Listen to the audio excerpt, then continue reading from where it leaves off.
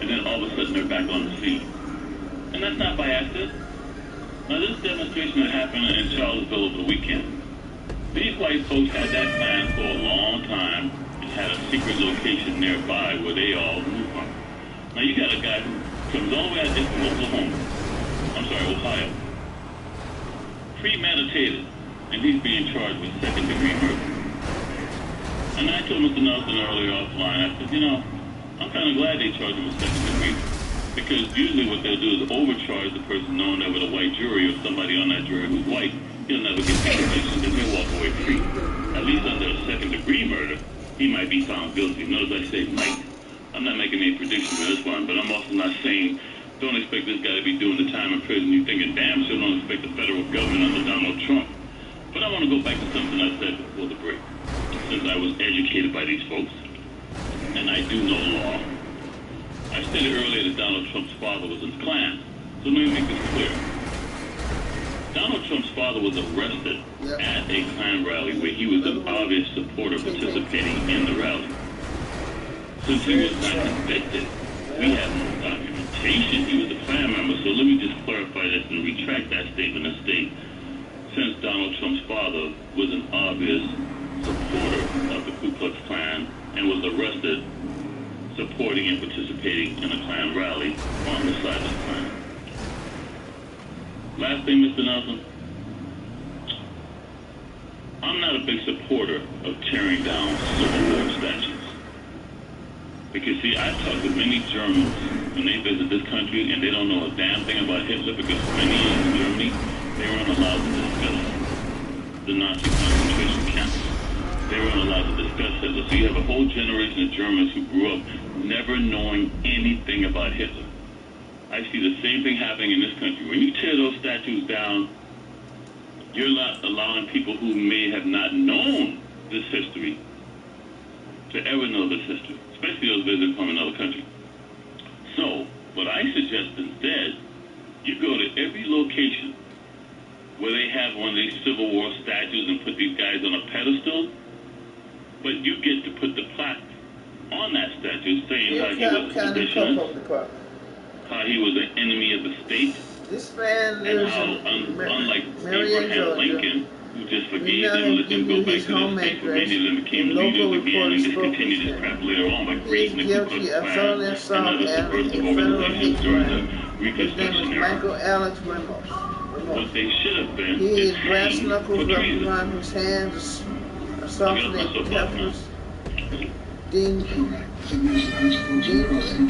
Mr. Coleman, speak to you. 800-456-7876. From North Carolina, line 1. Jan is calling. Jan. Jan, I'm on a pray for you and everybody else in North Carolina, because you got a Democratic who won the governorship, and these racist bastards in the House of Representatives in North Carolina are blocking everything he's trying to do to make that state move forward. But I'm sorry, go ahead, sister. Oh, yes, good afternoon to you, Brother Carl, Brother Mark. And yes, we voted and we went out and full force to make sure we got that Democratic governor. But what I wanted to say was, if the government does not want us here, why don't they give us the reparations of funds to leave? Because I'm sure that there are other countries that would embrace us if when we went there, we didn't have our hands out. And we had the funds and we were ready to settle and start businesses and become an asset to that country. And another thing I want to ask you is that where are the people of money and influence that do not agree with the white supremacists? Aren't there people out there that do not agree with removing the federal government? And don't they have influence? And aren't they ready to stop this before a war? And also, who does it benefit to have this civil war? I mean, I know defense contractors, but I mean, that seems like that doesn't make sense when you think about within the nation itself. But I don't understand all this. Where are the people to stand up against the people that's causing all this chaos? Where are they? Why are they lying down before we get to the point of a civil war? And thank you, and please do pray for us, and thank you for taking my call. All right, one, the government does not want us here. Folks, we are the government. It's sad because when Ronald Reagan came into the White House, and he was a John Birch Society member, folks. In fact, he used to write many speeches for Barry Goldwater when Barry Goldwater ran in '64. Reagan and his ilk, along Gingrich and the boys.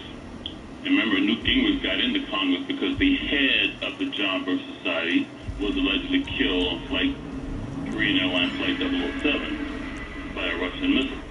Anyway, we are the government. And when Reagan came in, and these folks who hate the federal government, let me make this very clear for you folks. Reagan, and now Trump on steroids, Reagan, these are the folks who are representing the same folks who wanted the Civil War to maintain slavery. And if you think I'm being hyperbolic, let me just make this very simple to you.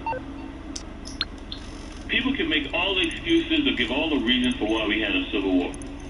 But even Ulysses S. Grant made a prediction 6 months before these redneck racist bastards from my hometown of Charleston, South Carolina at the Citadel fired the shots at Fort Sumter. Because the Citadel is a South Carolina military institute. For you folks don't know history, I'm not going to lie on you.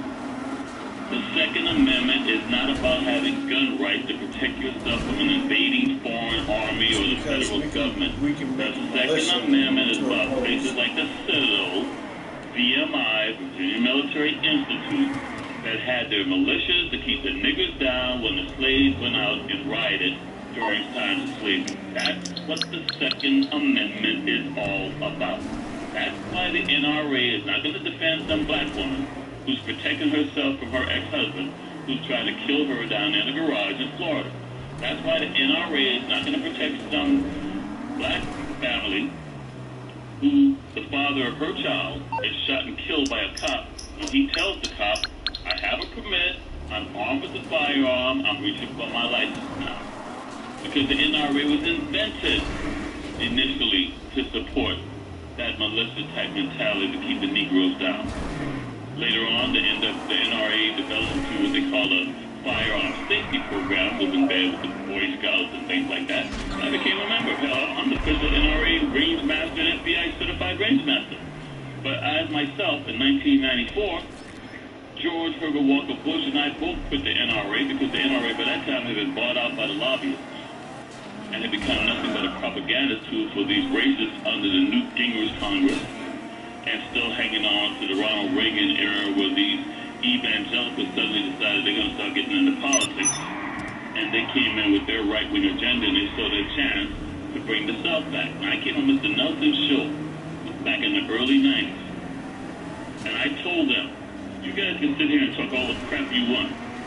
You got Strom Thurmond, you got Jesse Helms, you got Bill Clinton, you got, all these folks, like Newt Gingrich, up there with the most powerful positions in the White House. And I said to Mr. Nelson, I don't give a damn if they're Democratic or Republican. What do they all have in common? They are from the South. So when Charlie Daniels came out with that song back in the in the late 70s called Be Proud You're Related, because the South's going to do it again. They have done it, folks. You sat back and watch it happen. The neo-Confederates, and we got a break coming up, so I'm going to finish her four-wing question on the other side of the break. 800-450. So, Brother Mark, I'm going to let you finish up what you're saying. We got a bunch of folks who want to speak to you. Well, I guess my point to the sister is, it's sad because the real Dick Gregory. As I approach my 85th revolution around the sun this year, I wonder why it has been so difficult for humankind to be kind. So difficult to be loving and lovable. For my militant brothers and sisters, please don't misconstrue loving and lovable to be weak or submissive. Love will always be triumph over hate.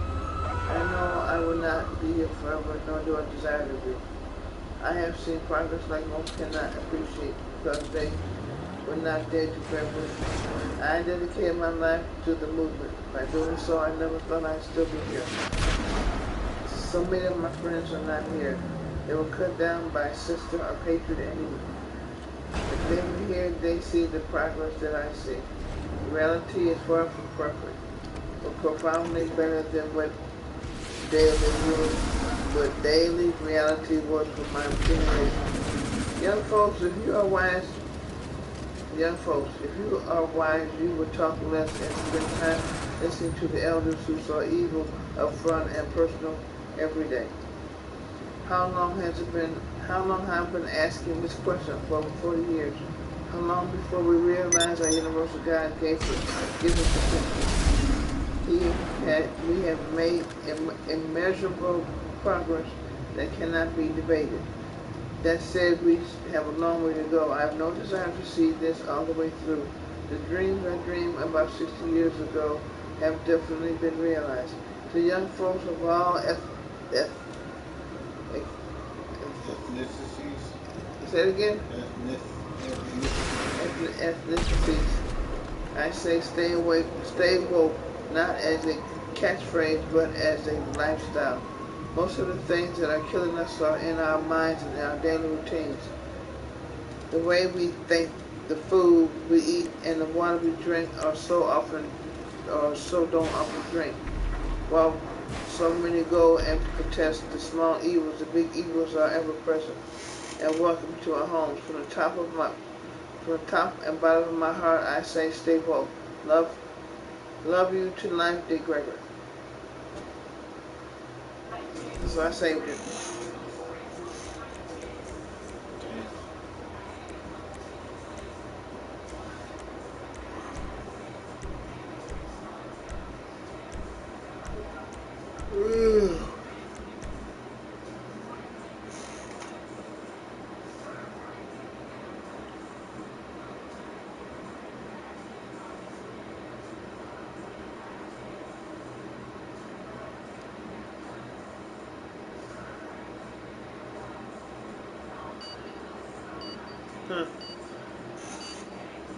What does that mean?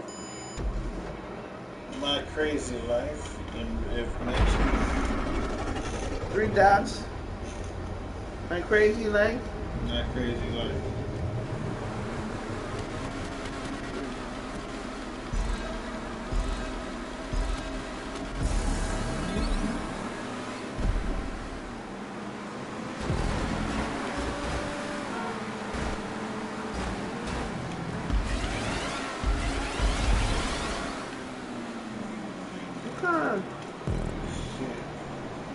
Weird English now.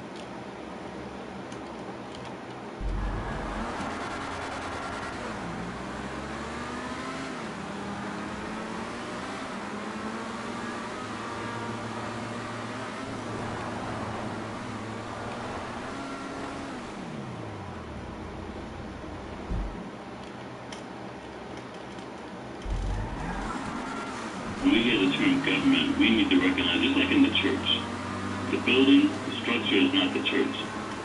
The people are the church. The government are not these folks up there in District of Columbia, D.C. We are the government. But unfortunately, we've had Tea Party libertarians and others who really hate the federal government, and they've continued that hate because it was the federal government who forced them to shift from the, as Ulysses S. Grant said, 6 months before the first shots were fired. Are you idiots? We are in the industrial age. You are in the agricultural age. We have the ability to make weapons. You can't make anything. You can barely make clothing.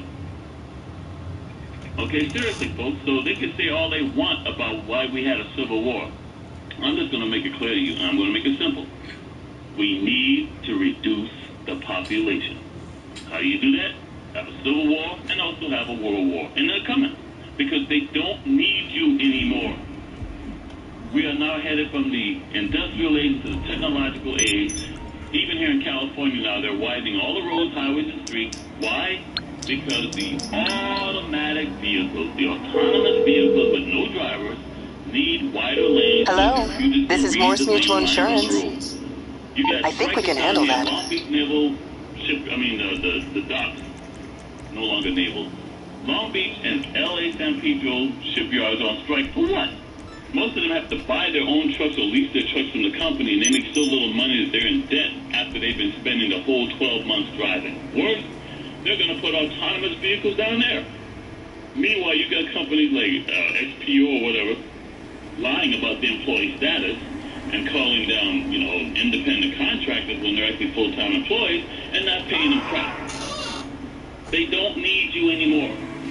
You can sit here and talk your boycott. You don't even know who the hell to boycott because you don't even know who owns the companies anymore. 97% of all media in this country now is controlled by 5 corporations, and you think the name on it means who owns it. So when the system talks about the government, we are the government. Unfortunately, we've allowed the lobbyists to come and subvert all power and authority between us and the folks that we put on Capitol Hill. What do you do? So, I'm not going anywhere. I don't need the government to pay me some money to go to another country. I was born here, and I'm going to die here. And I don't know where the sister thinks she's going to go, but what makes you think some other country wants you? Because if you think it's so easy to go to another country right now, just try to go over there as a tourist. Try to go over there by yourself right now with your own money and see. They don't want you. Try to go to Canada and Canada's talking about building a wall. Keep us out. So I don't know what this is talking about because I talk to people from around the world, and I don't know any countries that are all open and enthusiastic to bring some Americans over there, especially black Americans, who don't even know our history of what country we're from. So like the brother said earlier, showcasing diamond pressed opinions, purple drink, cash and luxury cars, claims that he merely used a drug and claimed that he merely used a drug and was not a drug dealer during the pre-trial hearing in January. Yeah, bullshit. That doesn't make any damn sense. Not even a little bit. He was known as Cuban Harry, was often seen on Instagram flaunting his lifestyle of expensive jewelry, cash and wild, several times to run the fictional King drug Scarface, Willionaire assault rifle. Not subtle enough by a long shot. Called himself the Muhammad Ali, a trap house, was holding styrofoam cups of soda and cough syrup. So he's a dope shit. And here's he with Chris Brown. What do you do? Drug runner. He was a drug. He sold drugs to rapper Lil Wayne. Large amounts of narcotics to rapper Lil Wayne, and received a $15,000 payment from singer Chris Brown for drugs, including lean, whatever lean is. Yeah, it's like a dopamine. Dopamine? Yeah, knocks you out. Oh, well, that's what he did. Stupid dumb. I'm gonna get fucked up on some lean. No, you just gonna get fucked up.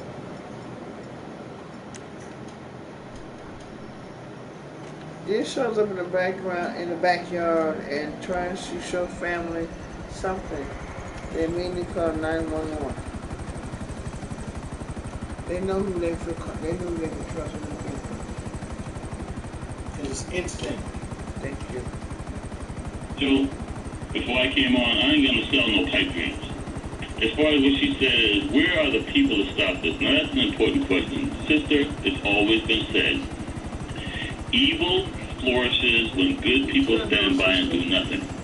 Now, during the 60s, we still had the draft. One of the smartest moves under the Nixon administration to get the white kids to go back to school and campus and not protest the war anymore. Cut a deal with college students. If they maintain a certain grade point average, they didn't have to worry about the draft. So they stopped demonstrating. And then what you do is you make it an all-volunteer military. I hate that term military, so I'll say all-volunteer armed forces. Then what you do, you don't raise minimum, you know, as we call it in this country, when you go in and get a job and you want to have minimum wage.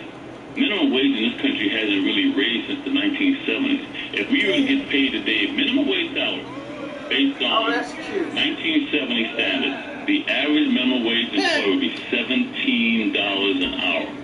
You flood the market with women in the workforce because they think they're fighting for their rights, even though Gloria Steinem was a CIA person who's leading them down that path. You don't even see this plan. See, these folks look 20, 30 years down the road. So when you think you're fighting the system, you're doing exactly what the system wants. For the first time since the 70s, we had more employees than we needed, which means you no longer have to pay them the salaries they demand, which means Reagan could come in and start destroying the unions by going after the air traffic controls. So, you get rid of the unions. You get rid of the draft. You make it next to impossible for anybody to get a real job anymore with a pension or a retirement plan. So you have to work 2 to 3 jobs part-time, no medical, no dental. Just be realistic here. Folks ain't out there on the front line like they were back in the 60s. Why? Because they can't afford to. They're still freaking out. They're afraid they're going to lose their damn jobs. And then when you got a state like Missouri who says, if you fire somebody now, whether they're black, whatever reason you fire them, we're going to back you. And we ain't going to allow no whistleblowers to get protection. They come out and talk about how these employers are screwing over their employees. Get their treats. Sister, that's where they got you now. They've got the American population, generally speaking, in such a position today where they're so worried about what they say or what they do. The protest is over. The folks that are out there, most of them protesting now, are the ones who are already with no jobs, or the homeless, because they're already out in the streets. Those folks who are working 2 to 3 part-time jobs and no benefits, they can't afford to go out there and protest and be seen on TV or someplace else in the morning and lose their damn job. Let's be real here. And last but not least, the folks, please don't ask me 4 questions in one again. Who doesn't benefit from the Civil War? All right, James Madison was one of the so-called founding fathers of this country. I've said this on this show before, and I will say it again. Because you're not going to hear this on right-wing radio, you're not going to hear this on left-wing radio. James Madison specifically stated, as a founding father, the role of the government is to protect the opulent minority from the majority. So for you folks who are listening today who are white and think you're part of the plan, if you're not part of the opulent minority, you are not. And all the laws that are set up for the federal government are to protect. So now you got guys like Trump and his administration, they're going back to enforce that. And that's why you will see all these situations like the brother talked about earlier with the EPA, DOE. It's not an attack against blacks. It's an attack against anybody who's not part of the opulent minority. They're going to get rid of all these laws. They're going to increase the tax cuts for the wealthy. And they're going to screw the rest of us. I'm sorry for that long-winded answer. Please, folks, have a little respect here today. What I'm going to do, if you keep asking all these 4-pronged questions, I'm just going to pick one and answer that and move on. Because too many people are waiting to talk. That's right. 800-450-7876. Go to Long Beach, California, on line 3. Johnny's waiting for us. Johnny, you're on with Mark and Manhattan. Hey, guys, what's up? Good, bro. How y'all doing? How you doing, bro? What? In talk. Yes, Johnny out there. Who's out there protesting? The majority of people, that's white, weren't they? Exactly. These white people, right? They were fighting against each other. Right. And okay, so here you got people who were fighting, they were fighting for discrimination towards the people who were against the protesters fighting against corrupt. These other people showed up. They showed up for a battle. They got body armor, rifles, shotguns, and the cops sat by and did nothing. Right, and like there were some people out there, and I want to ask you this: do you know about who these people were? In paramilitary guard, man, who were just dressed down. Do you know who the guys were? Those guys were part of this organization that was in a secret location, so right before the demonstration came out. And I'm going to tell you something. If you think cops in Charlottesville ain't part of that clique with them, let me just make this simple. Charlottesville Police Department had a staging area. And when reporters would find themselves like, oh, hell, this something's going to make it happen, the cops go, hey, come over here. It's safe over here. It wasn't the police that threw tear gas. It was some of those guys in body armor and in reference, they were throwing tear gas, and then the cops said, "Oh, time to go." So the news reporter said, "Whoa, where are you going? We're getting the hell out of here." So what I'm just telling you, listen, you're talking to somebody here who has been in far more than his share of demonstrations, working for LAPD. And I'm going to tell you straight up, folks, there were many times when, because I was there, it didn't turn into what you saw on Saturday. Because these other white folks, they wanted it to happen. And I'm talking white folks in the LAPD uniform. But because I was there, I stopped, and they got pissed at me. Because they wanted to beat some heads. And I'm telling you right now, those cops already knew these guys were going to do something. And these cops stood down and let it happen. But I'm sorry, Johnny, go ahead. Hey, Mark, these people took out, man. I don't know who these people are today, man. But not only that, there's one guy who's a well-known white separatist who's clearly seen on video punching and beating this one individual, and I haven't seen him charged yet.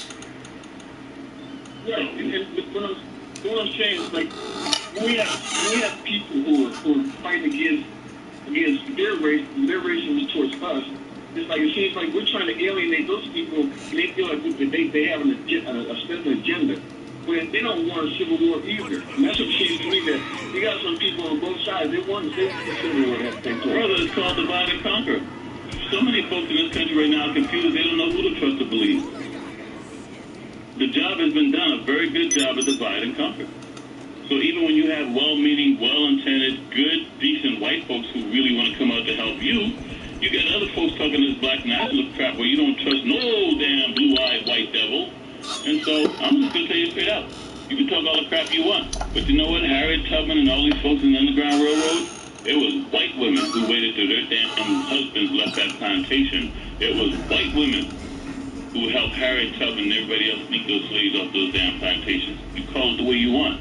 But trust me, folks, you got to be careful, like the brothers saying, screen out the background and find out whether they can pass your security check.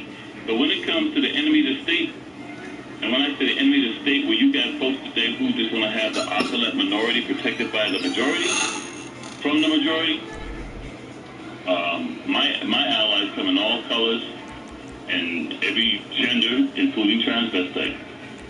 Mark, and I agree with you 100%, man. Mine do too, okay? And I can't cheat from. I don't care, man, because I know that they're. Brother, I started to show off today by dedicating to the D-Down Kamathi. I started to show off today talking about the Black Surface Collective. I started to show today talking about a Pan-African surf event in Santa Monica. Who was the lead instructor? A white woman. So you guys talk your crap all you want. Hey, Mark, when you talk about the Underground Railroad, I mean, there's a documentary that I have to see, and I think the guy, I forgot, the white guy was Ben Smith, or was a guy named Chill. There were two a black man and a white man, who never knew each other. But Harriet Tubman would go to the white man to get money from him. And this is the thing that I know about. So it's like, if white people so bad, why would she be using them in Underground Railroad? I just make it simple, brother. Let's bring it to the present. Who the hell do you think taught me to make it possible for me to come on this show today and tell you what's coming down? And Mark, and you and I, that's what I'm talking about. I mean, I've been around white people who educated me about how white people are. I learned how to deal with it, how to beat them at their own game by paying attention. I'm not a beat them at their game. I'm not one of them, and I'm not trying to ever be like them.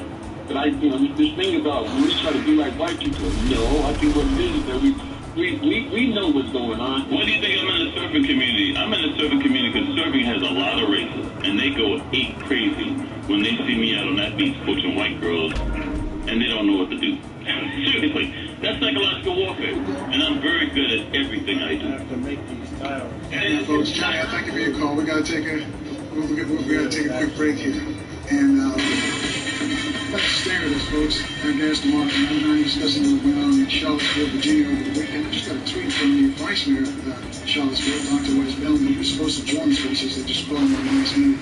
We were doing a film on what happened over the weekend, so he's working hard on that.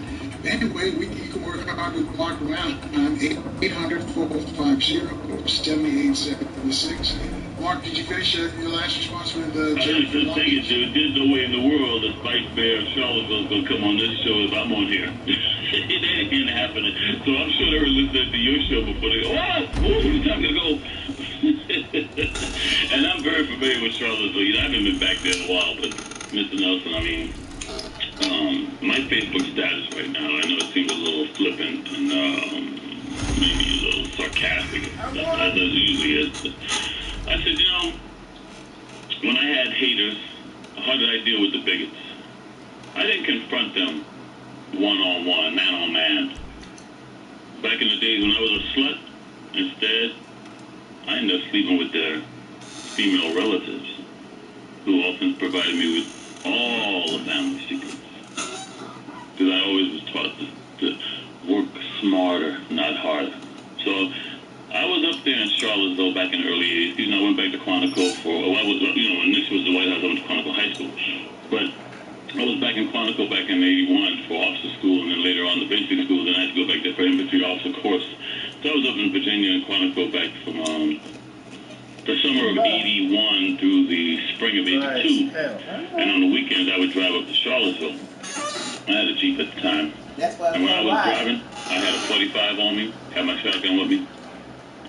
And I went to a honky tonk not too far from the campus of UVA. Because I saw Hank Williams Jr. on the marquee, and he was playing there.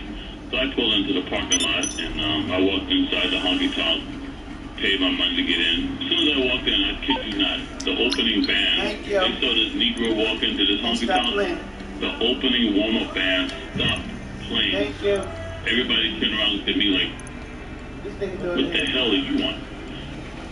I turned around, didn't ask for no refund, got in my Jeep, and I left that parking lot with rocks flying like in this song by Charlie Daniels called Uneasy Rider.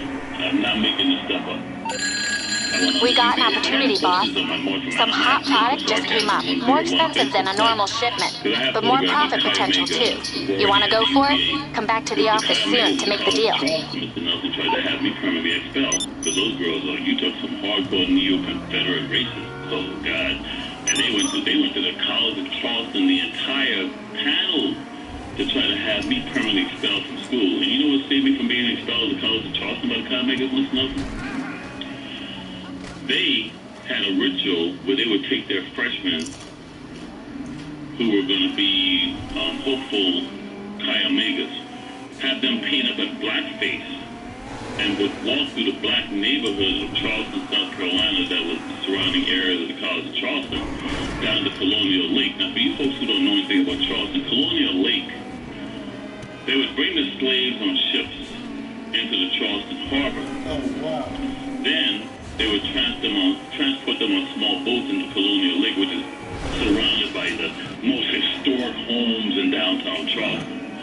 And that's where they would put them on auction blocks to be sold.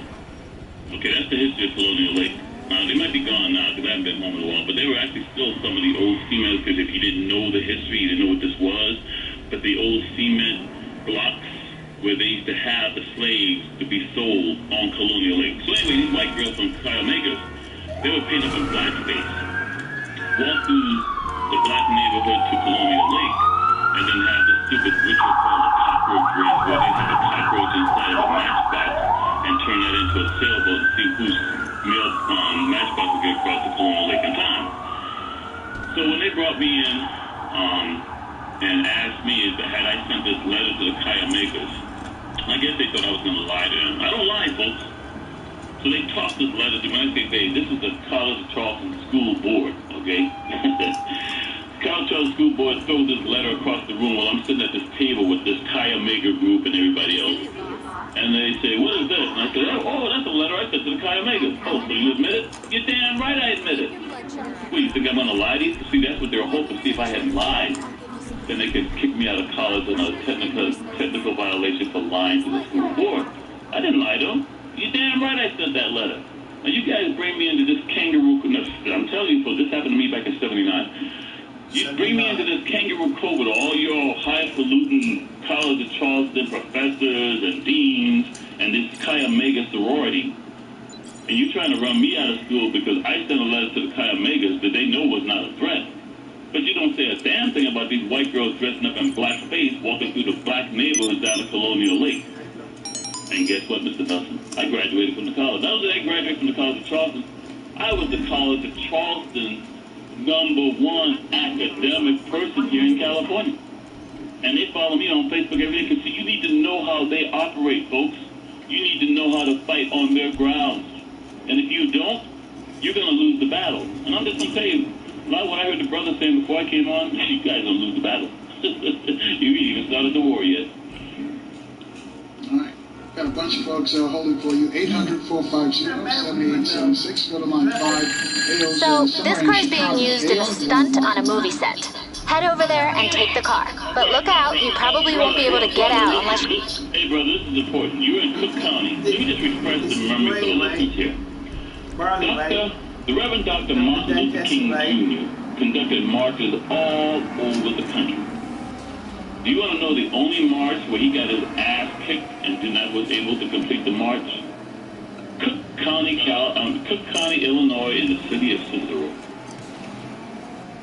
I'm not far from Cicero either, but I tell you what, I'm very understanding of what the Furby's labs up here and what they do. But yeah. Going to a quicker thing.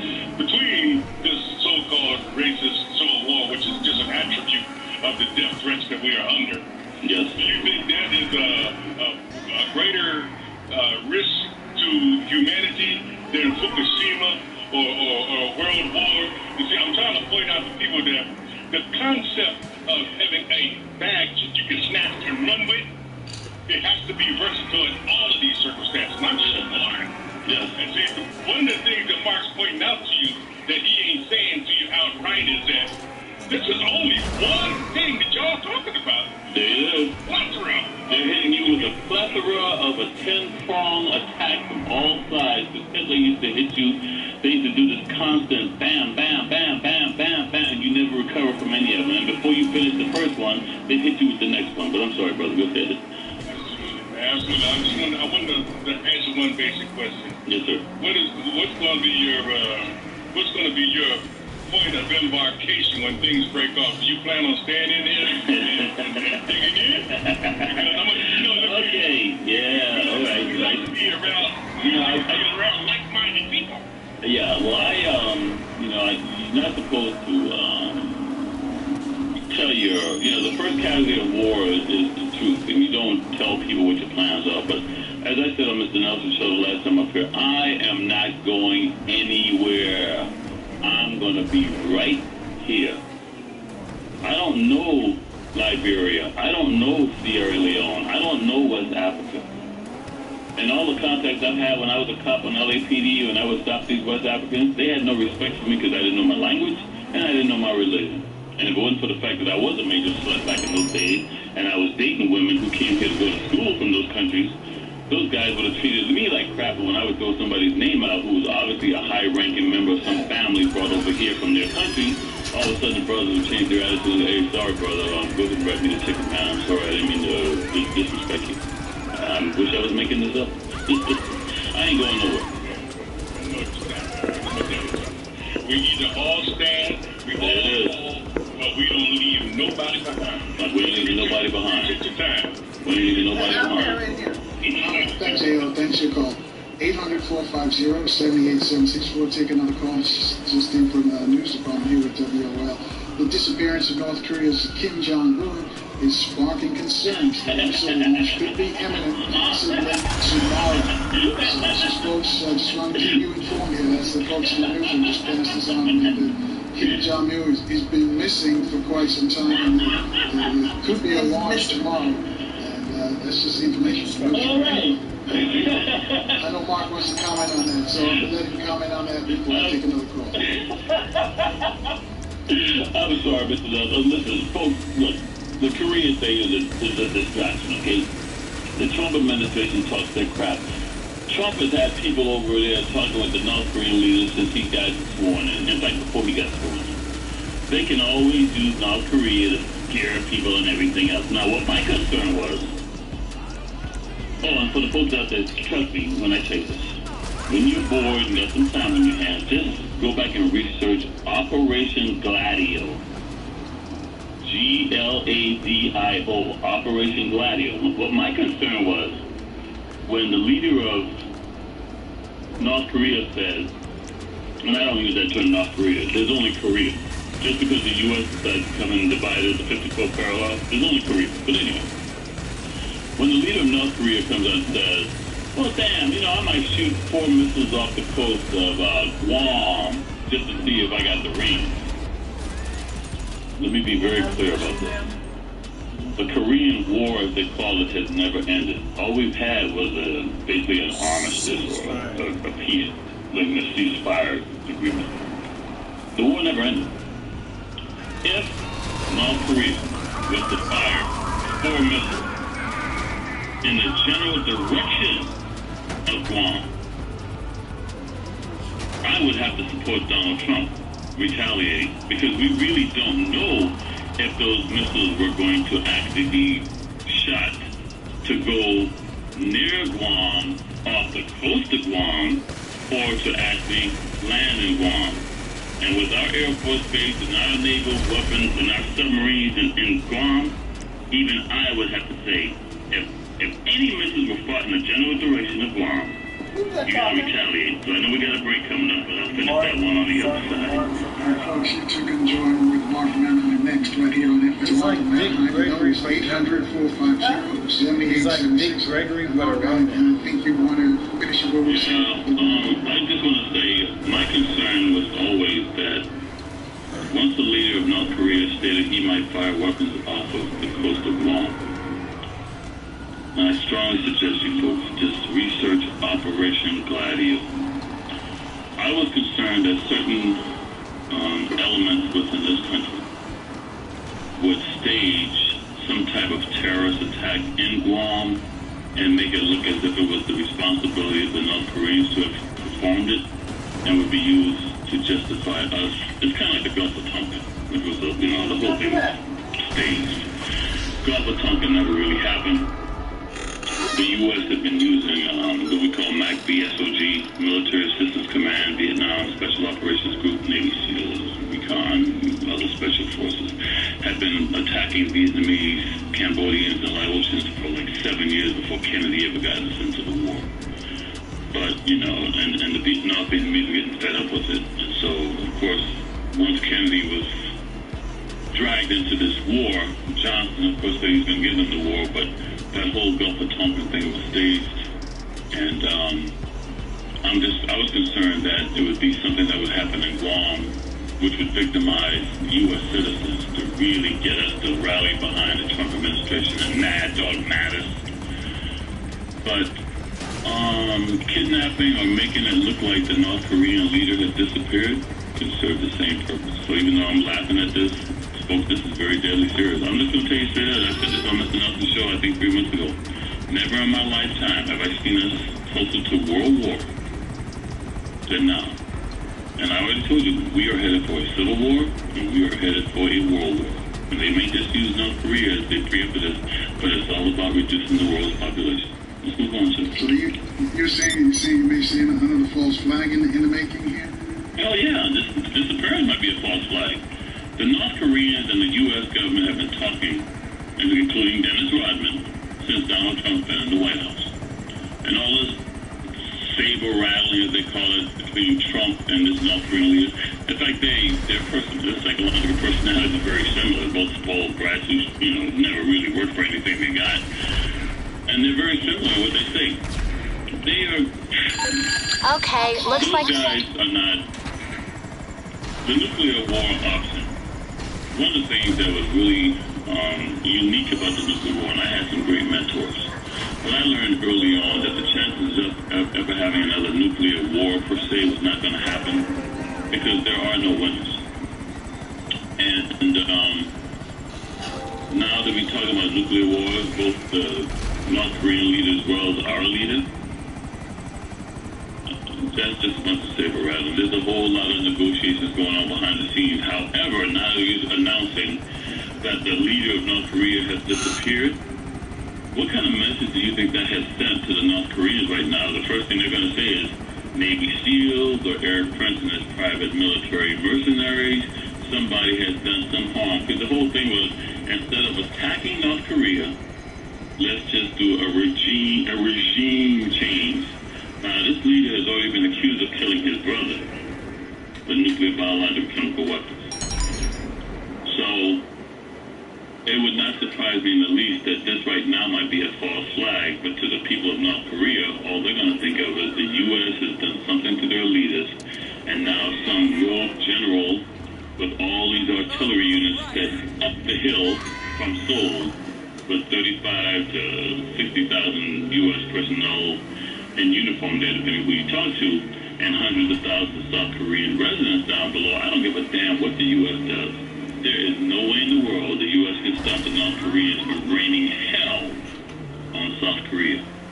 So if you get some rogue general now in the North Korean army who thinks that the U.S. has done something to the leader of North Korea, it's on. Folks, I'm not being hostile here. I mean, you don't hear me laughing now. I'm serious. It's on. It's on. Because North Korea's ally is China. And that's how it always happens. The enemy of my enemy is my friend. And that one little incident with this disappearance of this North Korean leader, which may not even be true, but could have been staged, can set up a domino effect, folks, that you have no idea what's getting ready to happen worldwide. 800-450-7876. Always folks being very patient with us. Brother Ski is next up in California. He's on line 4. Brother Ski, thank you for being patient. Is Brother Ski still with us? Thanks for even taking my call. Can you hear me? Yeah, we can hear you now. Go ahead. Yeah, thanks. Brother, where in California are you from? You ask me that all the time. Thank you. Just after this, so I can say it again. You know I'm in Gardenia, man. That's what the folks to know. I was in your neck of the woods eating at my favorite Peruvian restaurant a couple days ago, because most folks don't know Peru is still run by the Japanese. But I use you to try to get that message out. But I'm sorry. Go ahead. Oh boy, where should I start? Since happens in the last since I've been listening on.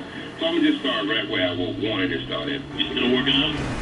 Yeah, man, I'm still working out. I did 95 pounds, man. I thought about you yesterday, because when I was at the Black Surfer Collective, there was a brother on the beach, and this is very important, Mr. Nelson. Only meaning to my madness. There was a brother on the beach practicing in martial art right out in front of all those white folks and letting them know he's getting ready. But I'm sorry, brother. Go ahead. All right, so you know, I guess would you really explain, because a lot of us are misinformed about the Civil War. So when you say that word, there will be a Civil War, yes, they looking at it in that form, that Civil War was about slavery and all that. Now, a lot of us been misled about that war. That's number one. Yes. Number two, see, I'm originally from Queen City, North Carolina. My mom was born. And that city was named after a mulatto, but go ahead. Right. My mom was born in Black Mountain, North Carolina. Right. Which was featured in the movie with Nicole Kidman, Cold Mountain. Right. So, I've been having visions all my life, and I want to support what you are saying. What you're saying is not wrong, people, but my vision has always been completed. At the end, we win. Right. See, I have that vision. I have that vision. We win, people. See, we act like we're not really ready. See, but it's a force greater than us. And I'm not even a Christian. I'm not a Muslim. I'm not nothing. I'm a God. And I'm telling you, in the end, we win. Good triumphs over evil. Right. It's about evil. And so if you really look at the history, everybody comes on, even some of our black scholars in our business, and they talk about opportunity, they talk about economy, they talk about everything. And they always say we had to stand still, but they don't never tell the other side. Right. They had to same stand still too. Because if we don't get no better, they don't get no better. That's like a man holding his feet on your neck, and he can't move and you can't move. But in the end, people, just think about this. We win. That's correct. Some casualty. We're going to have some casualty, but we win. Correct. No, you have no disagreement from me, brother. Seriously. No, we win, yeah. So explain that. Some of us won't be here to see it. Well, some of us won't be here to see it, but yeah, at the end, yeah, we win. We win. All right. Thank you, Brother Steve. All right, Mark, you want to expound on that? Yeah, well, see, when the brother says the Civil War, okay, listen. About 4 years ago, well, you remember the Bundy Ranch incident, correct? Bundy Ranch, where they, all these white neo-Nazis and neo-Confederates out in Nevada were on a ranch, and they weren't going to listen to the federal government, and they came out armed to the teeth, and basically Obama didn't do anything. Because what they were trying to do is create another situation like a Randy Weaver situation where under the Clinton administration, federal government ended up killing Randy Weaver's wife and his dog and all this other stuff. Well, basically the Obama administration... Those details on the vehicle should be with you. Get it and bring it in for storage.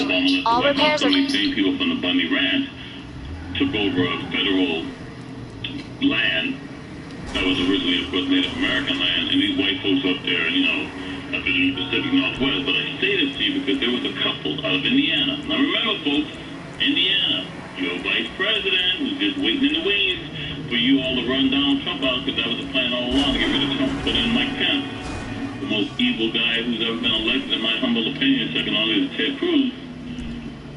In Indiana, they passed a law, thanks to the same oath keepers who are using the Gene Sharp dictatorship democracy to create all this anger and hatred.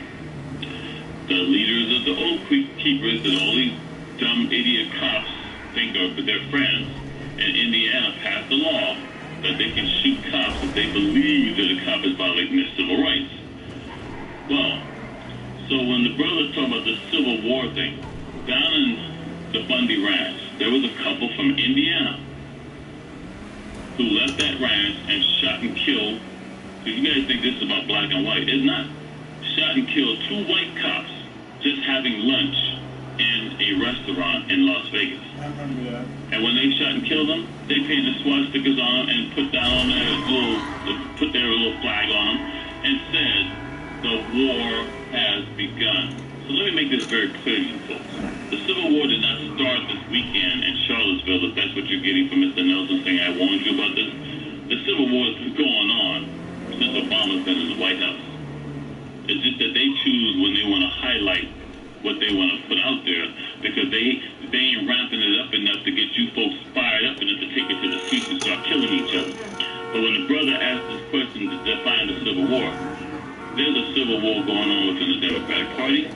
There's a civil war going on within the Republican Party. And I'm not going to sit here saying I told you so, but the progressives, far left, are no more Democratic than the Tea Party, Libertarian, or Republicans. And basically the two parties, which are nothing in my opinion but 2 branches from the same tree, are so fractionalized now, we have no choice but to head for a military in the street civil war. Right there, 800-450-7876. Taking a break and come back and more of your phone calls for Mark Malahan on FM 95. You want to take another call or you finish your comment? 202-633-4751. You gotta maintain a certain speed or just call. So, I'm just going to say before we take the next call, Mr. Nelson, I have to thank you, and I have to thank Kathy Hughes for even waking me from the dead and making me come on the show today, because I told you I was not doing this anymore and you keep bringing me back. But this is very important stuff, and what's really sad is if I wanted to be a typical whore like so many of you folks who look as we do, with my background, with my training, with my knowledge, right now I should be whoring myself out, putting on self-defense camps, putting on firearms training camps, putting on survival camp, or worse, selling Mark from Anaheim bug-off bags to all these folks who look like I do, who would run out and buy it, so I can make lots of money. And I'm not doing that, because I am providing you with information free of charge that you're not getting anywhere else. More seconds. I come on the show today knowing that every time I come on the show, I'm risking my life. Because there are people out there who do not want you to hear what I'm sharing with you. What you choose to do with this information is on you. But it's time for you to put that damn smartphone down, put that iPad down, stop putting your family's personal business out there on all your social media sites. Stop showing disrespect to your mothers, your fathers, your grandfathers who've been out there on the front lines before you were ever here. And sadly, they don't share that information with you, so you don't understand the sacrifices we had to make for you to have the opportunities you have today. Now, back in 1996, before I went to a College of Charleston reunion, I held like a little College of Charleston alumni in California thing up at the LAPD Academy. This white woman comes up there, very affluent,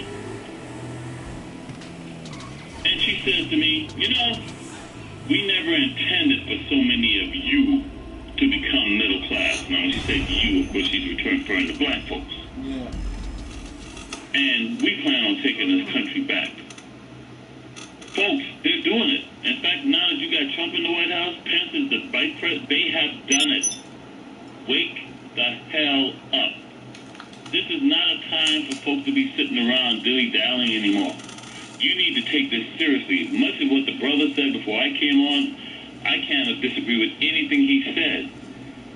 And for the inner city folks, I'm just going to tell you straight out. Sometimes you got to throw down. I hope to God I don't get to that point. And that car is securely warehoused. Come back and log on to SecureServe if you want to take a pass at another. Surfers have maintained my sanity for the last 10 years. And they all know if the day comes, and that's what I was going to say earlier before we took our first break, Mr. Nelson. There's a legendary surfer out of Australia. His name is John Gordon, nicknamed Gordo. And John interviews me frequently when he comes out here for major professional surf contests. He goes, so Major Payne, because, you know, LAPD SWAT gave me that nickname, Major Payne. So Major Payne, how do you have you survive all these years? And I told him, if it wasn't for surfing and sailing, I would have lost my mind a long time ago. Now, I'm very involved with professional women in surfing, coaching some of the top female surfers in the world. But these folks know that the day comes when me being distracted by working with these girls, women, and surfing fails, shoot, I'm going to be right out there on the streets, and you do not want folks with my background and training out there on the streets. Just take another call. 450-7876, line 1, Brother Bay in the district. Brother Bay, you're on with Mark Romano. Yes, sir. Hey, Brother Cole, Brother Mark. What's that, brother? Would you speak to and let the people know about when they always talk about going to court. Can you speak to letting them know that they are in a maritime situation when they step into the courtroom? Because when I try to explain that to them, because I don't have the statute, they don't believe it. But I told them they're under maritime law and they don't even realize. And thank you very kindly. All right, here's the thing about going to court. If you look at most of your churches, and you look at most of your courtrooms, you see the same U.S. flag, because the churches don't get tax-exempt status for any, joke-low reason. They get tax-exempt status because they're a tool of the state. Most of your so-called black leaders are ministers in the church who are part of FEMA. They get paid by the federal government to pacify the Negroes. Go to church, all right? But what the brother's alluding to is this. Now, here out in L.A., now, mind you, folks, I told LAPD leadership more than a year before it happened that they would see the largest rise in U.S. history starting in L.A. after the 4 cops from LAPD were found not guilty in Rodney King. During that time, we were under martial law. That martial law was never rescinded. The L.A. riots were not confined to L.A. We had rioting throughout the United States. And under George Herbert Walker Bush, that martial law was not rescinded. In fact, I got orders to Kuwait during the riots, and the Marine Corps said, how soon can you respond, because we need you in Kuwait? And my response was, as soon as the damn rioting stops in LAPD, and Headquarters Marine Corps, and I still have the telegram, by the way, and Headquarters Marine Corps sent me back a telegram and go, hey, disregard cowboy, you go out there and handle the riots. And I wish I was making this up. God, I wish I was making this up. My point to you is this. We have never rescinded martial law. Now, what the brother's alluding to is the maritime flag. And there's a lot of misinformation, disinformation, but basically the United States flag does not have a gold trim around it. The U.S. flag is nothing more than Betsy Ross when the 13 colonies were formed. All they did was take the British East Indian trade. But by the way, folks, under Eric Prince, with those 10,000 troops, not 4,000, that they want to send into Afghanistan now, they won't be U.S. armed forces. Eric Prince is convincing Trump and the rest of these war fanatics to send in private contractors, mercenaries, under the British East India Trade Company. So anyway, when George Washington was a real estate agent out here for the British East India Trade Company, he sold land to white folks, knowing that the Native Americans would kill him. And he would sell that same land over and over again. That's how he made his fortune, folks. Betsy Ross just took the British East India Trade Company flag, put 13 stars on it, and people sit there now and die and worship if you urinate or spit on the U.S. flag. It's not the U.S. flag. It's the British East India Trade Company flag. Then I got my Hawaiian since I'm in the surf. Now you get a Hawaiian who wins the surf contest. They don't put the U.S. flag around themselves. They put the Hawaiian flag. It's not the Hawaiian flag. It's got the bloody British East India Trade Company right in the middle of their flag.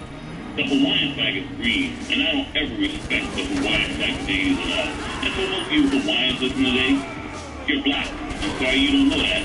But when the U.S. government took over those islands, there was a black Polynesian who was the queen of Hawaii. So understand, see, when the brother says this, he took us out there because he probably knows. The fact is, the U.S. flag, as we call it, with the 50 stars on it, has no borderline, has no trim around it.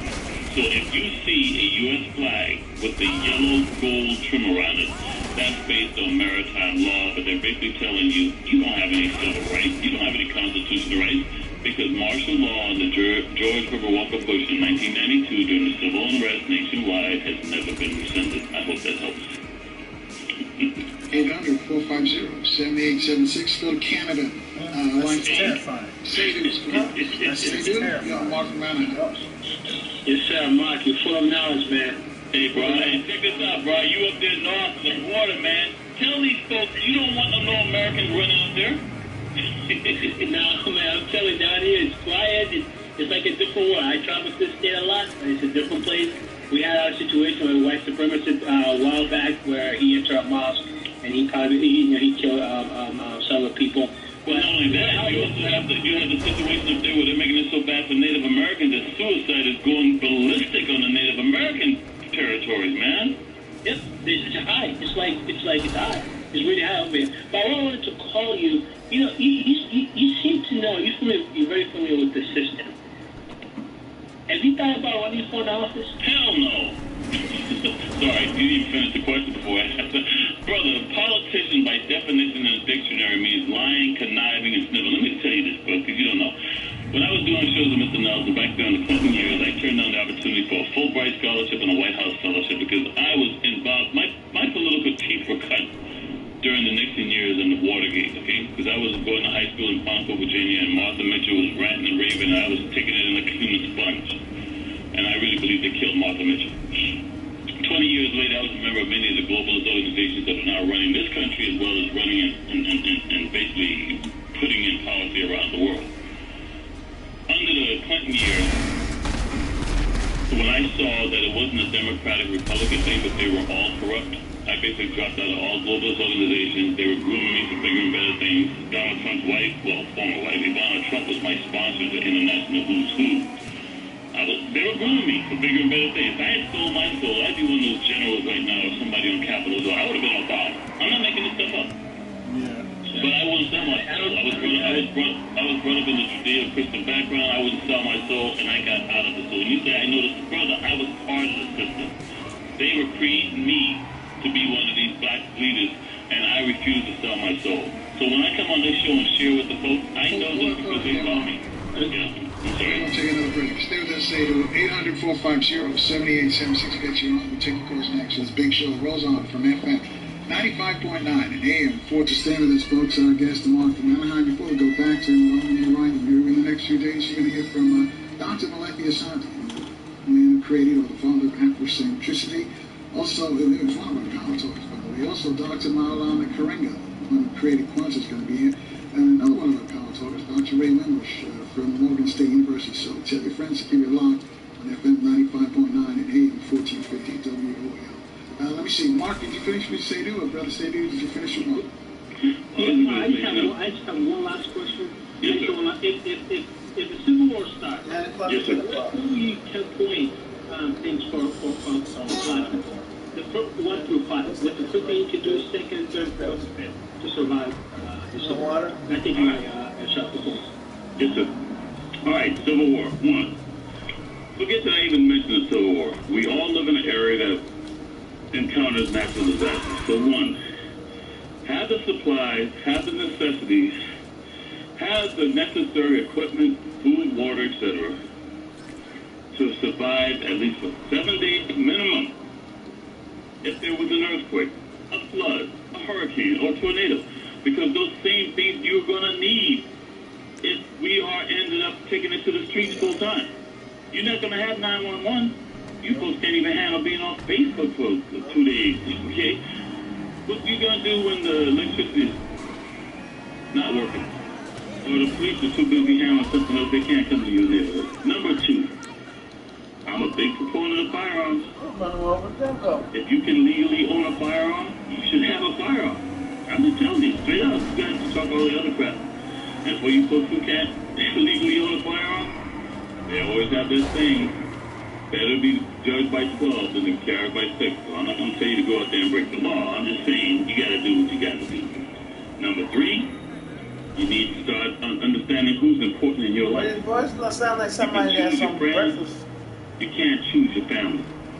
And for those out there who have so much damage done within your family that it's irreparable, I'll pray for you. I can't help you. 4, since I mentioned prayer.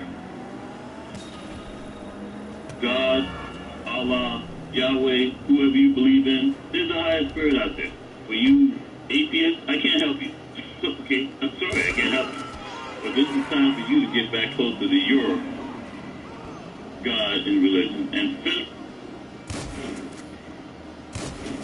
What's in there?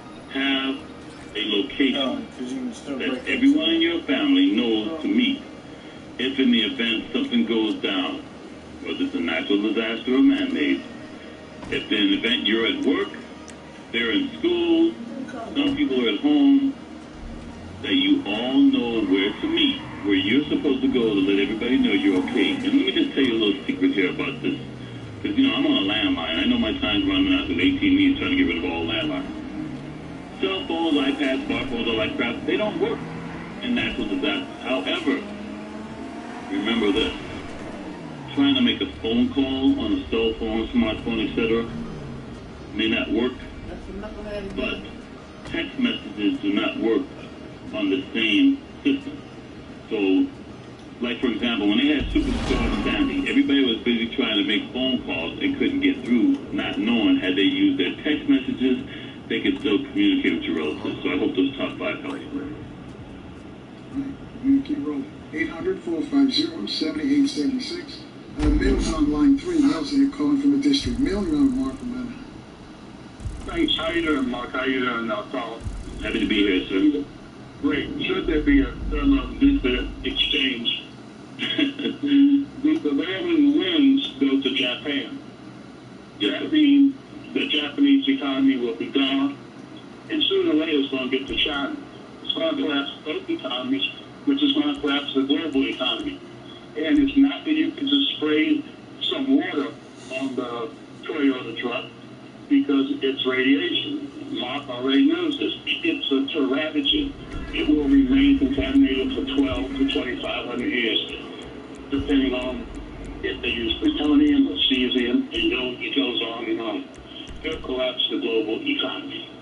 Yes, sir. That's all I have to say. So the brother brings this up, and I meant to talk about this earlier. I'm not worried about a thermonuclear war because Fukushima's going on right now. Nobody's talking about it. Now, Barack Hussein Obama and Hillary Rodham Clinton, who's supposed to be so pro-environmental, they did everything to squelch all the information coming out of Japan regarding how toxic Fukushima is. You got white folks, young children, old folks in places like Minnesota, Wisconsin, who died within the first 2 years of Fukushima because it was not just in the water, it's in the air. And those folks who have immune systems that are not well developed or are threatened because of their age or their youth, people ain't talking about it. Children who end up getting nuclear biological chemicals in their damn milk out of Wisconsin, Cheesehead State. Now you got this like a 5 square mile grid of Fukushima toxic dump waste that's headed towards Hawaii. Nobody's talking about it. So yeah, brother, I appreciate what you're saying about the thermonuclear war. But you got nuclear fallout from Fukushima that's going on every day in the water and in the air. Japan's already exposed to their own damn radiation. And by the way, since I'm into surfing, 2020 is the first year that we're going to have surfing in the Olympics. The Olympics is supposed to be in Tokyo, Japan. So I'm already telling folks, if they're going to have Olympic surfing in Japan, then they better build a Kelly slate of wave machines inside of a building structure, Because one, the way it's stuck in Tokyo in the summertime, and two, they're going to be exposed to radiation. Because nobody's talking about it. Let's move on, sir. 800-450-7876. Maryland also in the district of Maryland. Maryland for Maryland. You still can hear me? Can you hear me? No, information. Yes, we can hear you now. Go ahead. The clones that Dick Gregory speak of, i.e. Donald Trump, red tie versus blue tie, are those real? That's question one. Yes, sister. They're, okay, I'm from Charleston, South Carolina. And there's only one store in the whole United States that shares the ties that come straight over here from across the pond. As we say, across the pond, the Atlantic Ocean. Yeah. It's called Ben Silver Company. And in Ben Silver, they don't do it anymore, maybe because I told so many people about it, but they used to have a catalog. And when you looked at the tie, you knew exactly what the membership of that person was, what organization they represented, and you knew what the tie signified. So yeah, there's a big significance between red and blue ties. Well, they were saying that the clones that are being manufactured, like under these secret tunnels under the earth, and they're swapping real humans for these clones. Some of them are killed, some of them are being kept underground. Is that true? I don't know anything about that, but what I will say to you is this. We have had so much advancement on the DARPA. DARPA is the Advanced Research Project Agency. Back in the 90s, there were already hundreds of thousands of robot cops that were being made in factories down in South and Central America. But the United States government was going to go for it. Now they're all obsolete because the technology is so far more advanced. But in Tokyo, Japan, go back to Tokyo, for more than 10 years now, you've had a captain from the police department that greets you at the airport, and that captain's not a human being. The Japanese Asians are really far advanced when it comes to cybergenetics. I'm no longer part of the government. I don't have access to information like that, so what I'm just saying is speculation, but from everything I'm reading out of Scientific America and other magazines similar to that, it would not surprise me in the least that we have the capability of putting somebody out there who looks 100% as a human being, but is actually a cyborg, as they call it, cybergenetic, but I don't have that knowledge. When I was at Disney World 20 years ago, and Ellen DeGeneres was not Ellen DeGeneres, it looked just like her. It was a robot. Oh, yeah?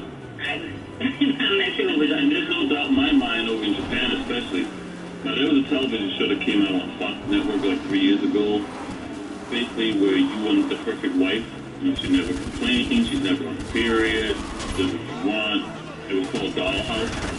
So it was a woman who's not a woman. She's 100% cybergenetic, but she has a woman's skin. You know, like the Terminator technology.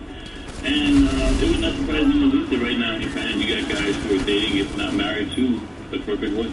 I wish I was making this up, but I'm not. They're saying that they have the prostitutes like that now. They're actual crossovers with these robots. Oh, yeah.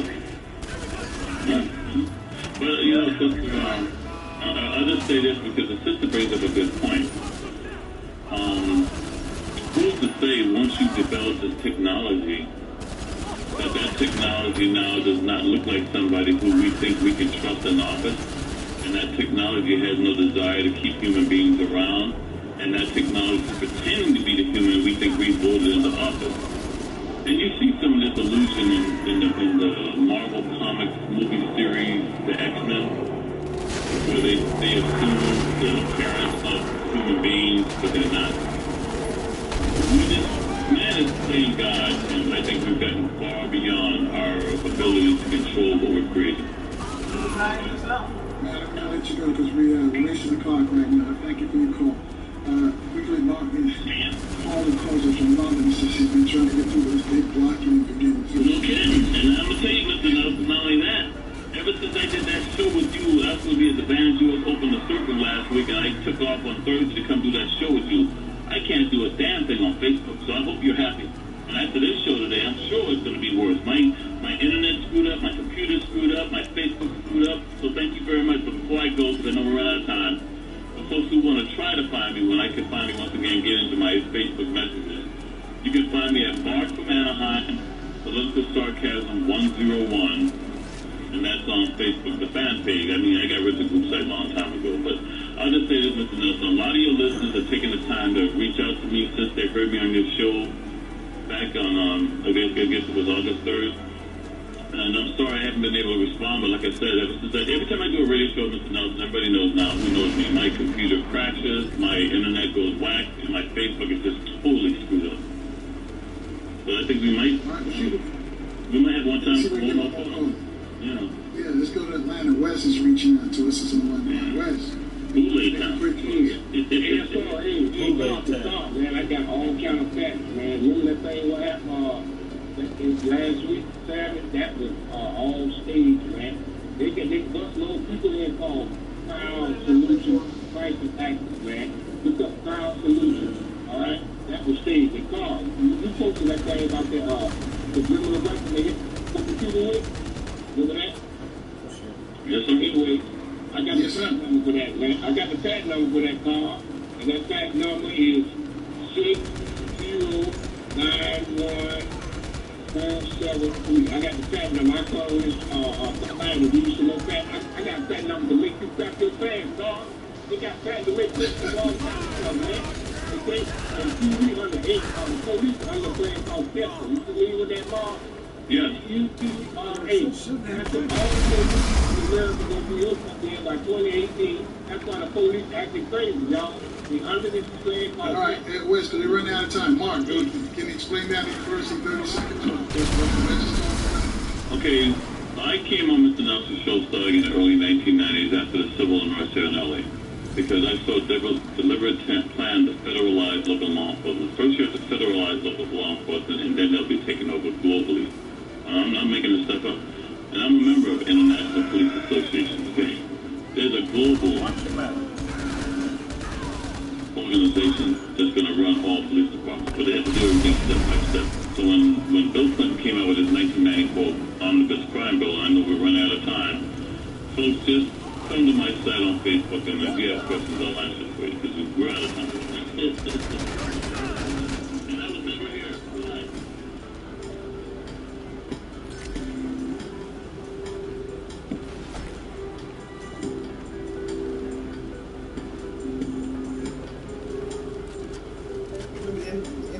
Bye.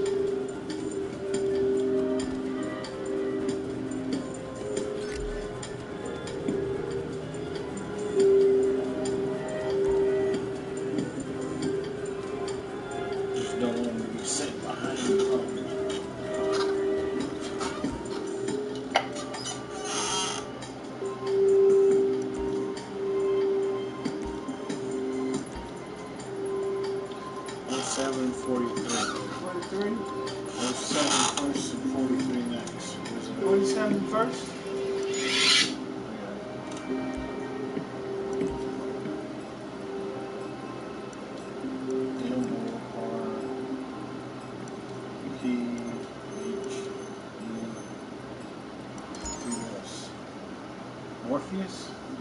Yeah. Matrix. You know, Morpheus is Matrix.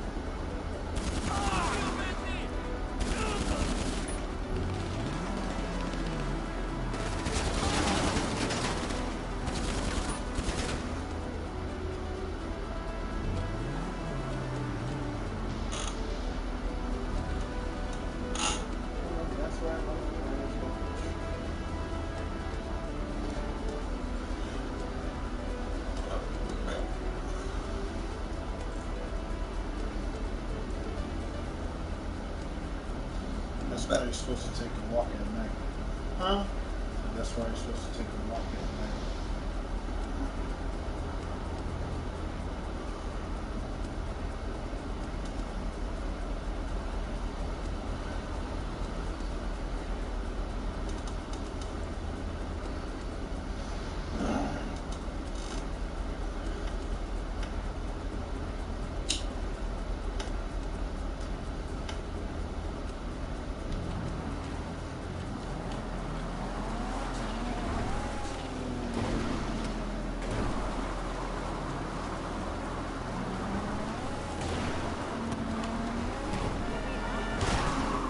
Damn. You see that car sliding for that what's that on the freeway? Yeah. That was just weird. Yeah. The way that car drove on the freeway, I'm like, okay, that's me driving in Grand Theft Auto.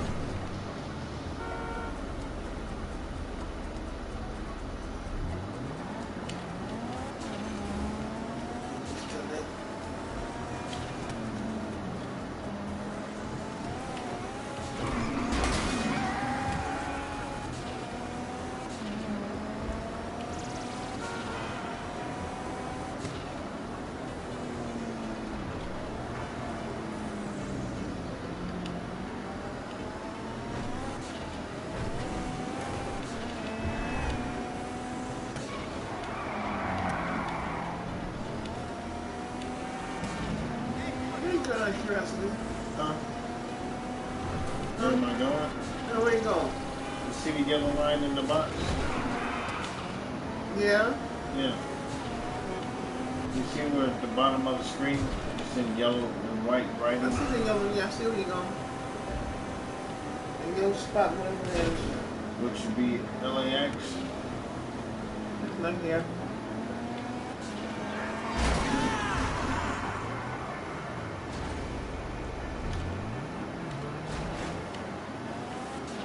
Well, but why are you going on the wrong side of the freeway? Because I'm taking a jump to get in there.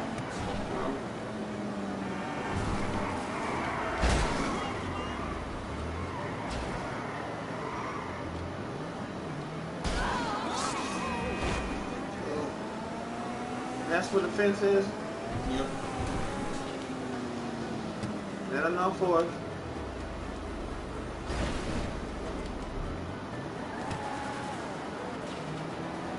That's why I like this car so much, because it's armor. Well, That's why I like this car so much, because it's armor.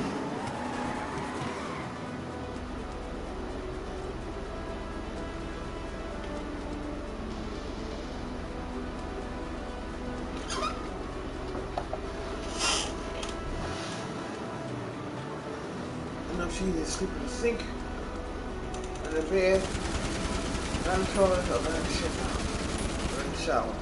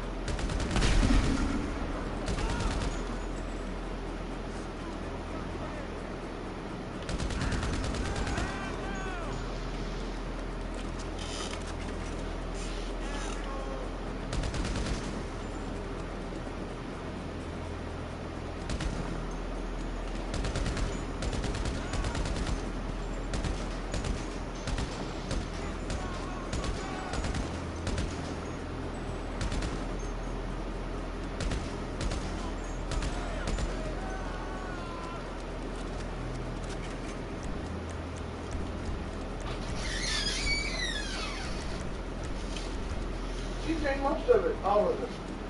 It was good. Huh? It's good.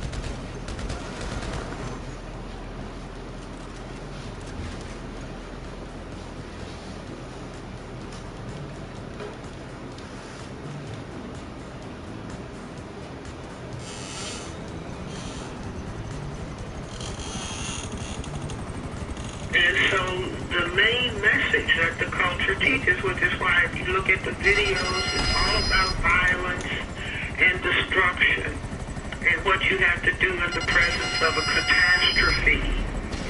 And it's always guns involved. You see, we don't have any videos and any movies that are talking about we have this critical problem of racism that Gunnar Myrdal many years ago called the American Dilemma. But he didn't discuss it in the terms that I'm discussing it. But this is the central core problem. Dr. Francis Chris Russell. Dr. Wilson, welcome back to WOW. Yes, Carl, I'm glad to be with you and your audience. Always glad to have you. Dr. Wilson, earlier this week, I want to ask you this question. We saw George Zimmerman being released, and some people are saying that it's a distraction. But you would say it's a distraction, and that we should be concerned with what's going on with George Zimmerman. Is it a distraction?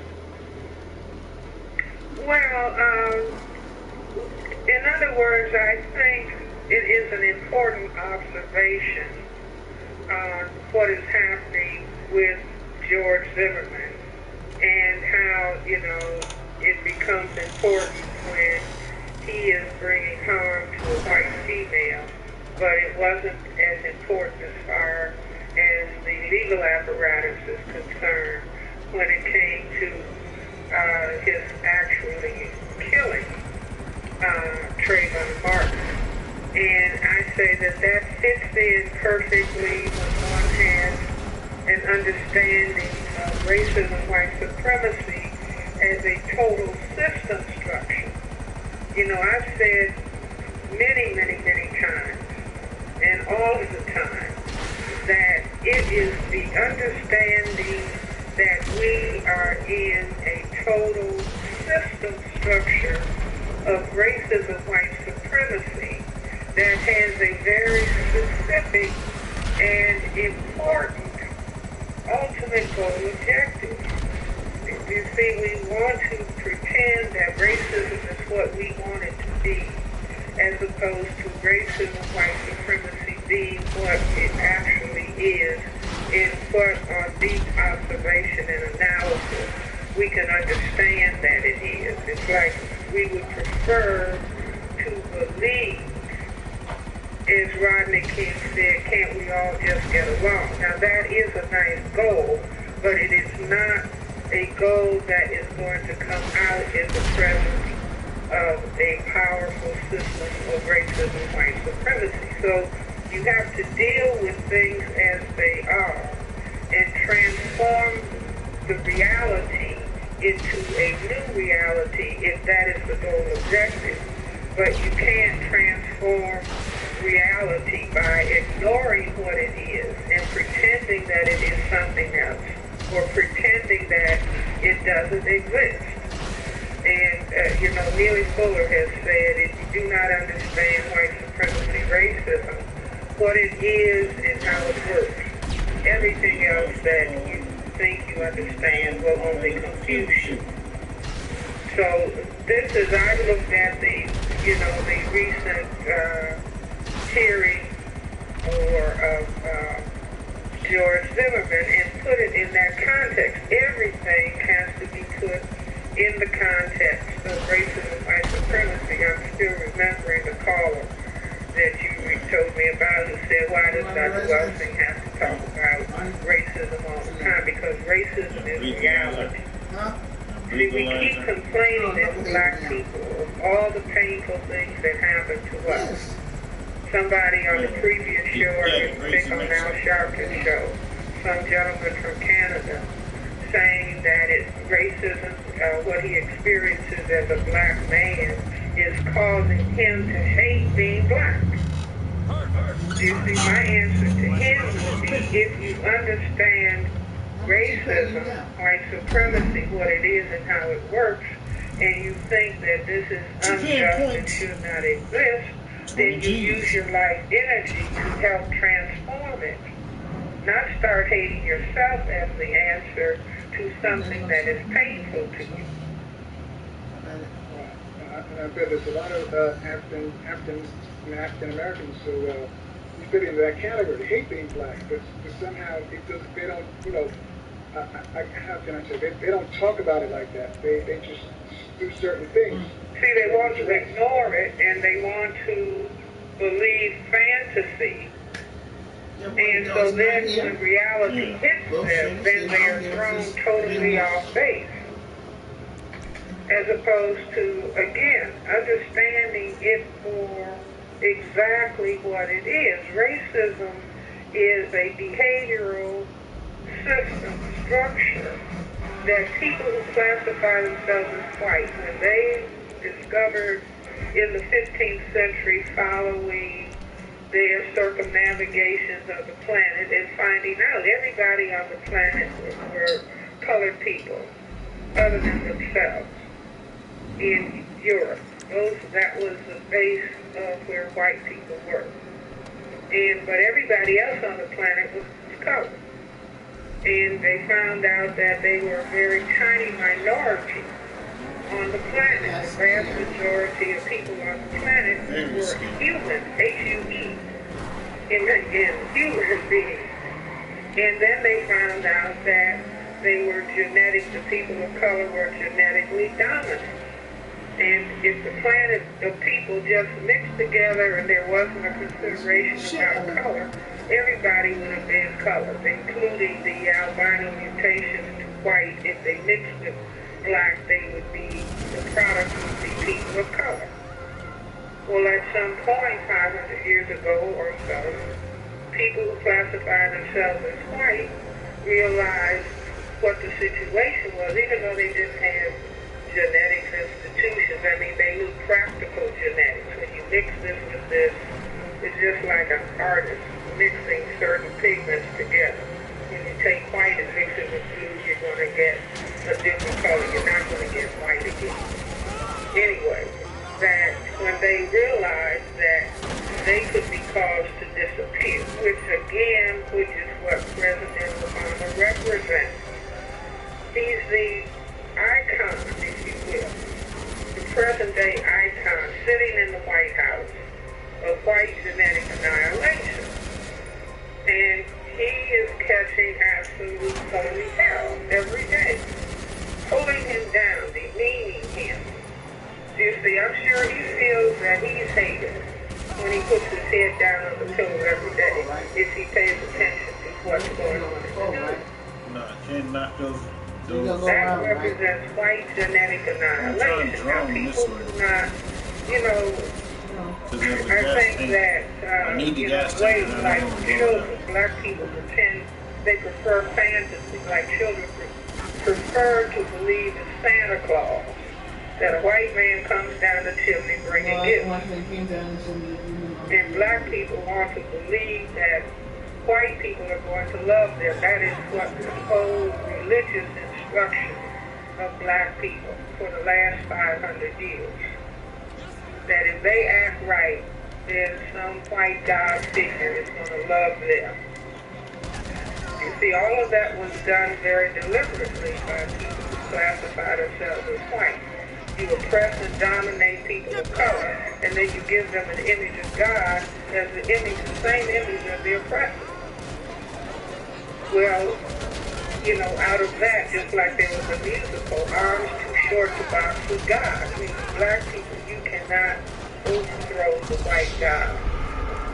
And black people are psychologically in that trap to the extent that they do not fully understand racism. I gave a paper at the Medical Convention in Toronto, the National Medical Association Psychiatry Section, in July.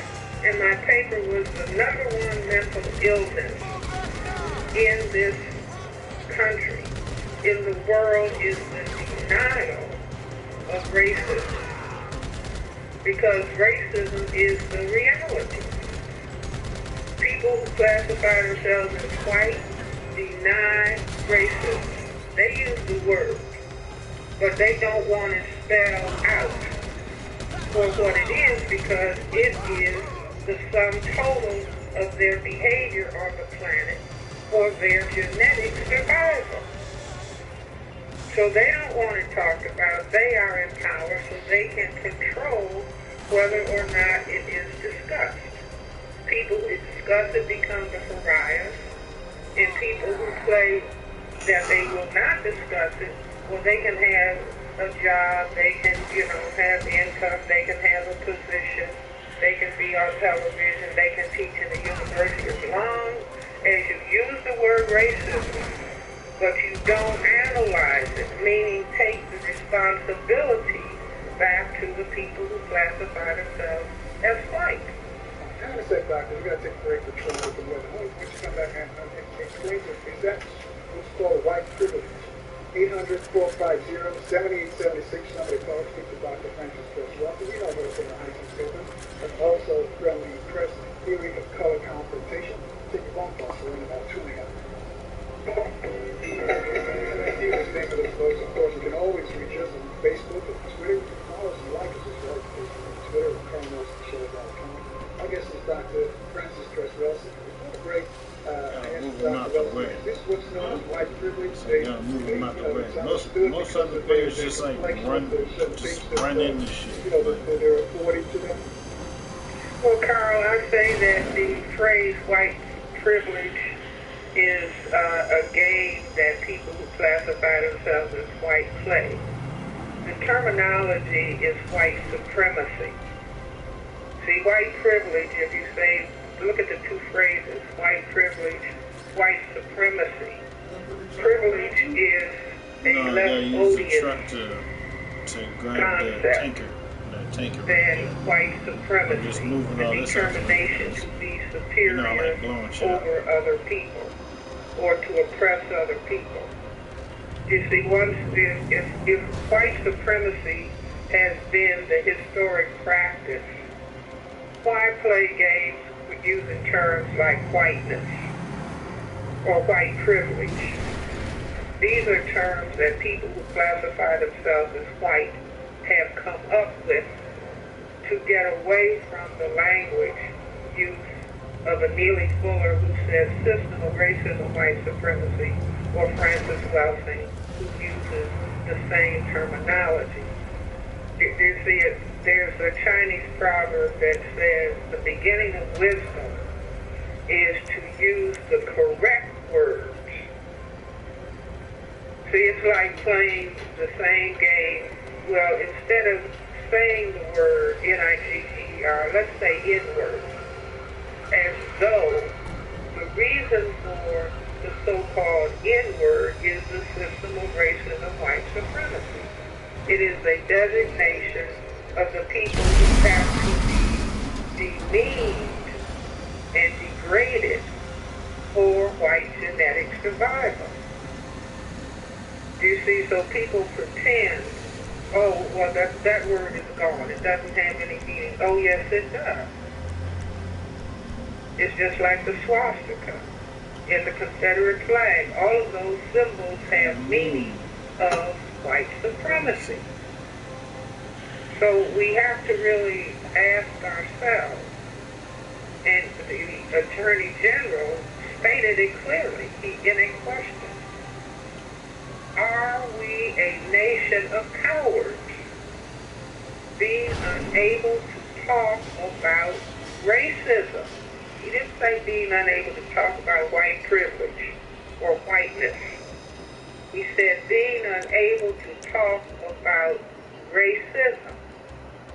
And so then if we just look further, one of the critical things that has to be taught in a system of racism, white supremacy, a system for white genetic survival, a system to prevent white genetic annihilation, is black self-hatred. See, if you're going to oppress certainly a large number of people, a majority of people, then you have to teach them to hate themselves. Once you teach them to hate themselves, by using such words as the N-word, plus the other dynamics, because the system operates in all areas of activity: economics, education, entertainment, labor, law, politics, religion, sex, and war, using patterns of perception, logic, symbol formation, thought, speech, action, and emotional response. You see, the system uses all of those areas of activity to achieve its objective. And so teaching black self-hatred is critical, because once you teach people to hate themselves, they will engage in destroying themselves. They will help the dynamic of white genetic survival by destroying and killing themselves. And they will do it based on a color code. If you're black, get back, brown, stick around, yellow, mellow, white, light. That's the essential color code for white genetic survival, because black has the greatest genetic potential to produce the black pigment melanin that causes skin coloration, or shall I say responsible for skin coloration. And so when one wonders why are black people at the bottom of the scale, because black people pose the greatest genetic threat. Perception of the greatest genetic threat to white genetic survival. White is a genetic deficiency state not defined by Francis Wells, but this is in the formal science of genetics. It's a mutation because of the inability to produce a necessary enzyme, tyrosinase, that leads to the production of melanin pigment. If that enzyme tyrosinase is missing, the melanocyte, the cell that produces melanin, is there, but the cell can't function because of the missing enzyme. That's called a genetic deficiency state. Now, so this is what is going on. You know, we talk about violence and why can't there be gun control, and why are blacks killing blacks, black self-hatred. All of this is dynamically tied, directly, indirectly, to this dynamic of racism, which we don't have enough self-respect, courage, as the Attorney General would say, to talk about it. White people do not have the courage to talk about it. And black people know that if they talk about it, white people will be upset and not employed and not able to job, and not give them a grant, and not give them this or that or the other. And so black people don't talk about it as they watch their children being uneducated, as they watch themselves be unemployed and twice or 3 or 4 times. I think it's been a year since she passed. As we watch this disaster, as we watch gentrification and black people being forced out of the city, not just the District of Columbia, but Detroit, Chicago, Philadelphia, moving black people out of the urban centers, out of the political power centers, into Bantu lands around the city. People don't even want to look at it or talk about it, but that's because, you see, every time it's like, I'm like everybody else. You wake up in the morning, then you turn on the television, you say to look at the news. But you were really getting your first daily indoctrination into racism and white supremacy, because the images that you see are white. And then an occasional black person in a commercial. There's a vice president. I think it's Geico that has a commercial with a little black kid jumping up and down like they had the little children on the plantation, the little black children doing a jig for white people's entertainment. See, we don't even understand the images from Scandal to all of the other images that are given to us. The LA preachers or the DC housewives or all of these really despicable images. We don't even have a concept of what is a constructed image of ourselves. And yet, for a second, Doc. So why are we watching these shows in such high numbers? I said the system, the first and foremost thing that has to be destroyed is self-respect. See, if your self-respect is destroyed, then you will be dancing and singing words like the B word.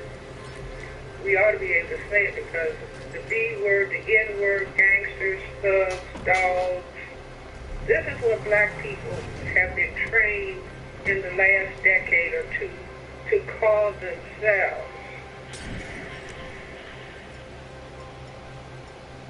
And the question is, who's the person responsible? Because people are going to say, well, it's us, not people using those words. Nobody taught them to say those things. No, but if they didn't have distributors, if they didn't have people to distribute, and you can talk to the artists, and the artists will say they want to say other things, but they're told that's not what is wanted. They want trash and nasty images, but not of other people, but of black people. I said again and again, because we are in a system for white genetic survival. The images have to either be so that people will hate themselves and destroy themselves, or so that it will make comfort for other people to destroy them. It's no different than Adolf Hitler did in Nazi Germany. Hitler said that the Semites of the Jewish religion were not white, and so therefore he was going to kill another million. So how did you get the population ready to do that? Well, that was the work of his minister of propaganda, Joseph Goebbels, where he was making certain that there were horrible negative images produced in the magazines, the newspapers, and the movies. And so the people who would internalize, the German people who internalize, these people are not really human beings.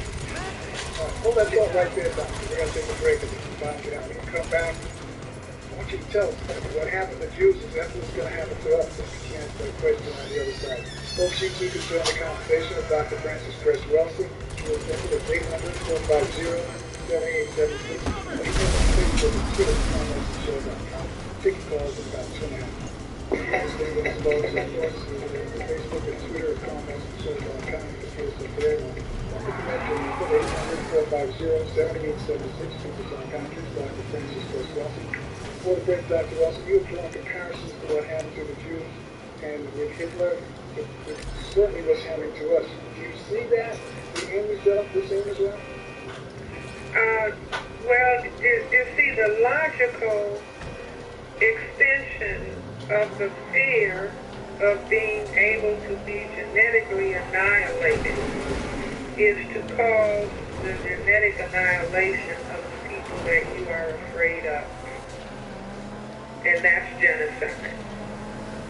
And we are in a genocide period right now as black people in this area of the world. And it is happening through the destruction of black men. See, the United Nations definition of genocide begins with when the reproduction of a people is being interfered with deliberately. And so, you know, people complain about black male unemployment, young black male unemployment, and so then that leads people into using drugs out of depression and selling drugs, and guns are brought into the community, and then that becomes the reason to incarcerate them in long periods of incarceration, so that you end up with black men being warehoused. It is only males who can impose sexual intercourse for reproduction. And so women are not feared in terms of being the genetic annihilators, but men are. That's why we have as a major part of our history where black men were being lynched and castrated, their genitals attacked. And it was always behind a statement that they thought about having sex with a white woman, or they would say something to a white woman even if it was 14-year-old Emmett Till. Now, many people can be blindsided. They say, well, you know, people can interracially marry. You see all these black men marrying white women. It may be more black men marrying white women than black men marrying black women now. Marrying. That may be true, but that's like a blindness, because simultaneously you have large numbers of black men being incarcerated, and so then you have 70+% of your families as single-parent households without males. And so then you end up with the effeminization of male children. And so all of this, if you're not able to see the whole picture and understand the whole picture, you don't understand where the small pieces that are a part of the system, when they're moved around on the board, you don't understand what they mean.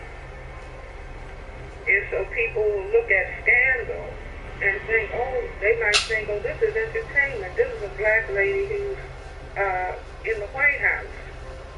You see, other people are looking at it and saying, she's no different than Sally Hemings was to Thomas Jefferson.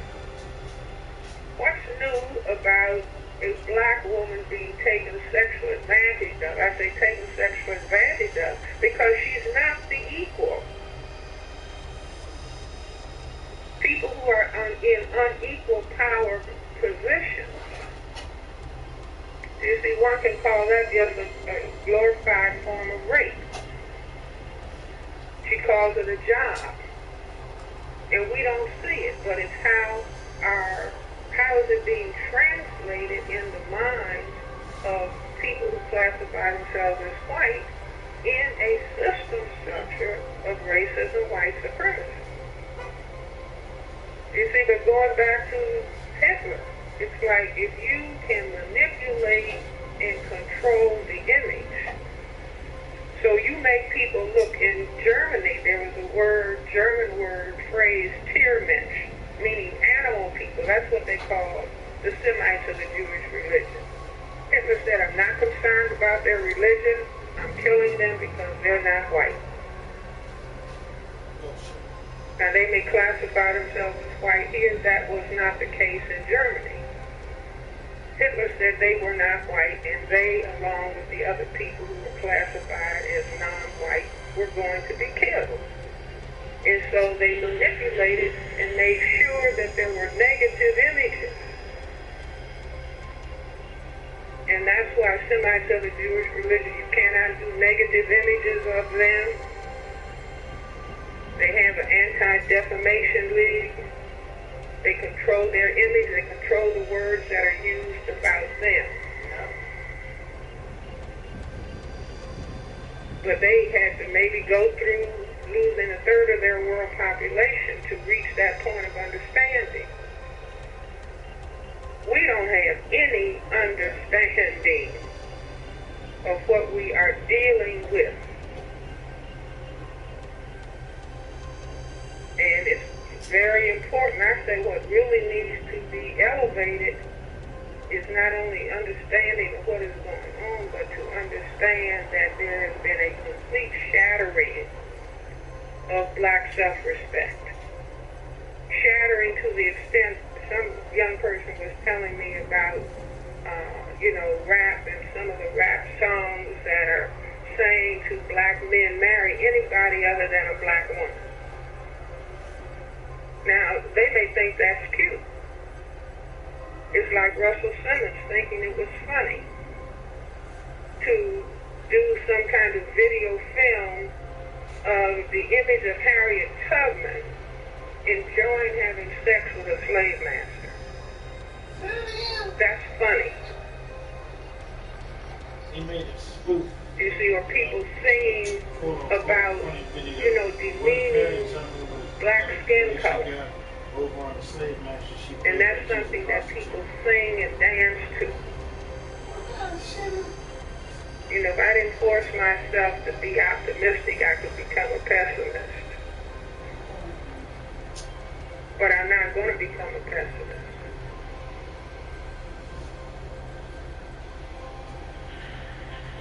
800-450-7876 is number to call. Speak to Dr. Francis Chris Wilson. Take our calls. Let's go to 1-2. OC's in Altadena, California. OC, you're on with Dr. Wilson.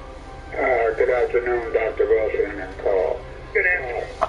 Dr. Wilson, I am enjoying the conversation that you brought to us, and I want to say that I went to see the movie 12 Years a Slave. Did you perhaps see that movie?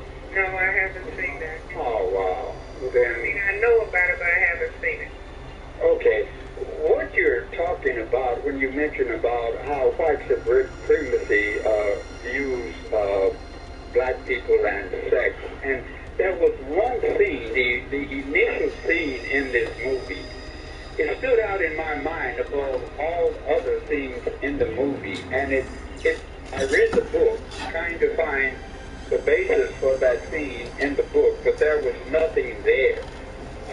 In the opening scene, the main character and the female were intimate for seemingly no reason other than the fact that she was a female and he was a male. They didn't know each other, they had not seen each other, and just, to me... Two black people or black and white? Two black people, a black slave and a black female slave and a black male slave. Mm-hmm. It was just like two dogs that you would put in a room and they're intimate, and there was, when I go to a movie, I look to see if I can see anything in the movie that will give me an indication of whether or not this role of white supremacy is going to rear its ugly head in this particular movie. And the very first scene, this is what came across to me. I try to look behind and beyond what is being shown or talked about to see if the subtlety of white supremacy racism is alive and well. And this is what I gleaned from that particular scene. And I just wanted to know if I'm the only one that noticed this or paid any attention, or am I grasping their straws, or just exactly what is going on here. Because I can't see the producer. I can't see them putting that scene in the movie. I'm still trying to figure the significance of it. Well, let me say this. First, example, we have seen movies of the Holocaust, and I'm sure that in concentration camps, the victims would be having sexual... We got to take another break. I wish you to enjoy the conversation with Dr. Francis Grace Wilson. 834-50-7876, and follow this OC from Dr. Dr. Wilson respond to this. Well, I was going to say that, you know, the pictures that you've seen of the Holocaust, you've probably never seen people having a sexual relationship because the people's self-respect level is high. They protect the image of sexual intercourse and how that is being portrayed. You see, the demeaning of African people in the formal enslavement process was breeding people, treating them like animals, and demeaning them. Now, one of the things that I have felt about these slave films that are coming out, instead of black people understanding that slavery was simply one phase of the racism, white supremacy dynamic, racism, white supremacy is continuous. But if they can be black people, don't think about racism in the present. Just look at these horror pictures of racism in the past, and we will pretend that was going on during slavery.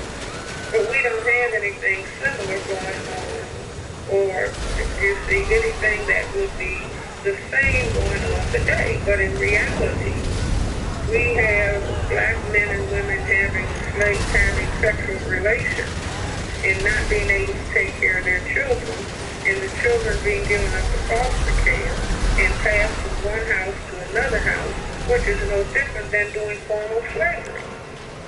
Well, Dr. Wilson, in this particular scene, I spoke to a commentator about this particular scene, and he almost negated it by saying that, well, they were in this crowded room, and this is what slaves did and all. So it's this whole idea that this man had been so brutally beaten, and this female, she was chained, and they did this in chains. I mean, the whole idea, it's just in my mind, it's mind-boggling to think that these two people would think about this particular act and this crowded room where there were other slaves and they were all chained together. This says volumes to me about what we are all as people, to think that this is where our minds are in a given situation like this. I mean, it was so it's mind-boggling to me. I'm still kind of panicked. I would just really say to you, please try to understand racism as a total system structure that has as its ultimate goal objective white genetic survival. And so therefore, certain things have to be done with the image of black people. Now, to the extent that black people don't understand racism and want to ignore it and want to pretend that it doesn't exist and to say as long as I'm making money it doesn't mean anything. Image doesn't mean anything. This is just entertainment. This doesn't have any meaning. They just don't have any kind of in-depth understanding as to how a system works. That's why, you see, you can have black and white children go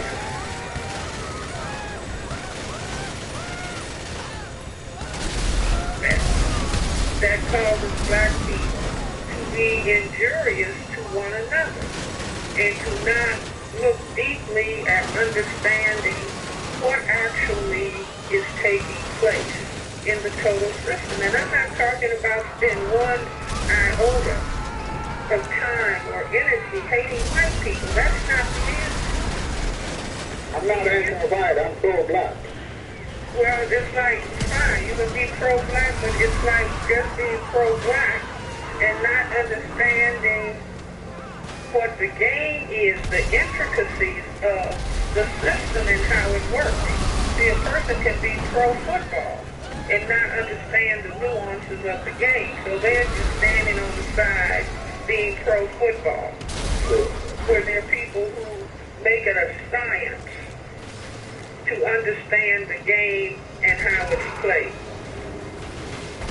Well, I thank you for George Mason. I don't know if anybody else was hit by this like I was hit, but it just says loud and clear to me.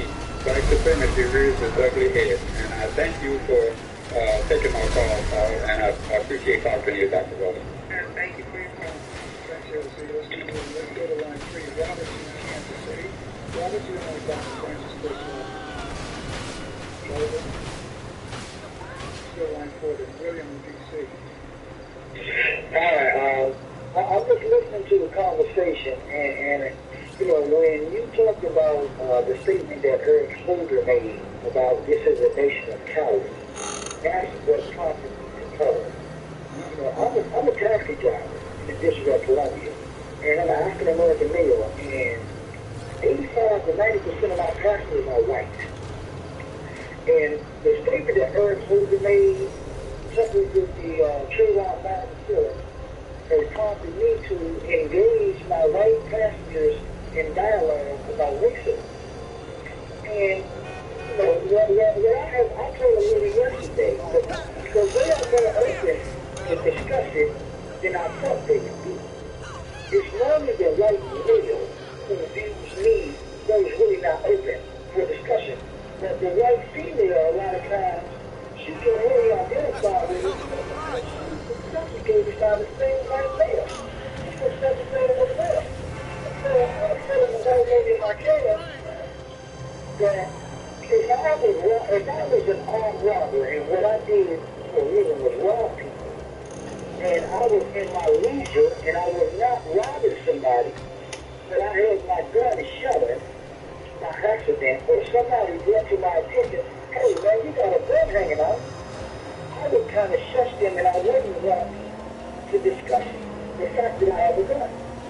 And that's why this country does not want to talk about racism. It's because they got a gun. It's like they got their foot on black people's books, and that enables them to stand just a little taller than they normally would stand. And so, of course they don't want to discuss it. But that's kind of like a chance to discuss it.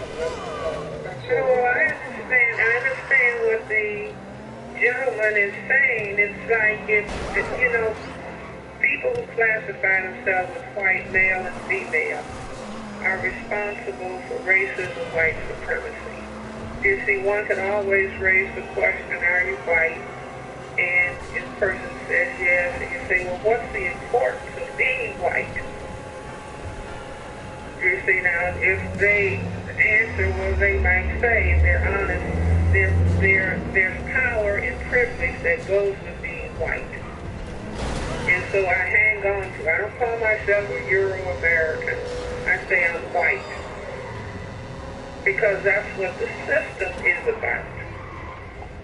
Do you see what I'm saying? So I'm just saying male and female are responsible. But if it comes to who would be the responsible people to defend the system of white supremacy, you might say, well, it'll be all the people who classify themselves as white, but it'll be mostly males. So the males are certainly aware. And you don't have white females walking around talking about in the system of racism and white supremacy. They can be maybe at some level, sometimes, occasionally, more sympathetic. But they're not talking about giving up the system. And so this gentleman is just bringing out that it's hard for a black man to engage in talking about racism, white supremacy with a white male than with a white female. Do you see? But I would just say, you know, be cautious, because she might say, you know, he was offending me, trying to get me to talk about racism, and call the police on herself, to call it an assault. He made me afraid of him. Let me ask you this, Dr. In their culture, is there a hierarchy? Is some whites better than none? We have that color scale that we have from crystal black to almost white. They have something similar in the white subculture. Right, I remember years ago talking to I think, hold that thought, because we got to take a break and we're at the top of the hour. I'll let you start on the other side. Also, take your phone calls, West and Ron as well. You too can join the conversation with Dr. Francis West. It's real easy. 800-450. With us, folks, of course, you can reach us on Facebook. There's Twitter, you can follow us and like us over there as well. Or you can use the conventional method, 800-450-7876. And our guest is Dr. Francis West. You know her, she has a book on this pictures as well. Before the break, I was asking, because Doc Wilson always tells us about how it is that you're black, you stay back, you're brown, stay around, you're yellow, you're male, whatever. We have that sequence of color scheme. I'm wondering if they have that in the white community too as well. See, that color scheme, Carl, that goes on, that black people know about, black people didn't develop that. That was taught to us by white supremacy. In other words, the more pigment you have that can cause my genetic annihilation, you have to go to the back of the line. The less of the level of pigment that you have, I will be less afraid of you calling my white genetic annihilation, but you can still cause it in time. And so that is an imposition from the system of white supremacy itself. Now, you asked me whether whites have that kind of color code for themselves. I was told by a Scandinavian teacher, a woman from Scandinavia teaching in D.C. public schools some time ago. And she said in Scandinavia, we don't consider the Italian or the Jewish people to be white. You see, I mean, as you move from Northern Europe to Southern Europe, you're moving increasingly in Southern Europe because you had black people in Europe, the Moors invading Africa, invading Europe, and they were in Spain for 700 years. And so that left dark complexions in Italy and in Spain. You had Hannibal and Rome and all of those people of color. So you had racial mixing. And after the Moors were pushed out of Spain, that's when bullfighting began. And so the significance of pushing the black people out is memorialized in the symbolism of the bullfight.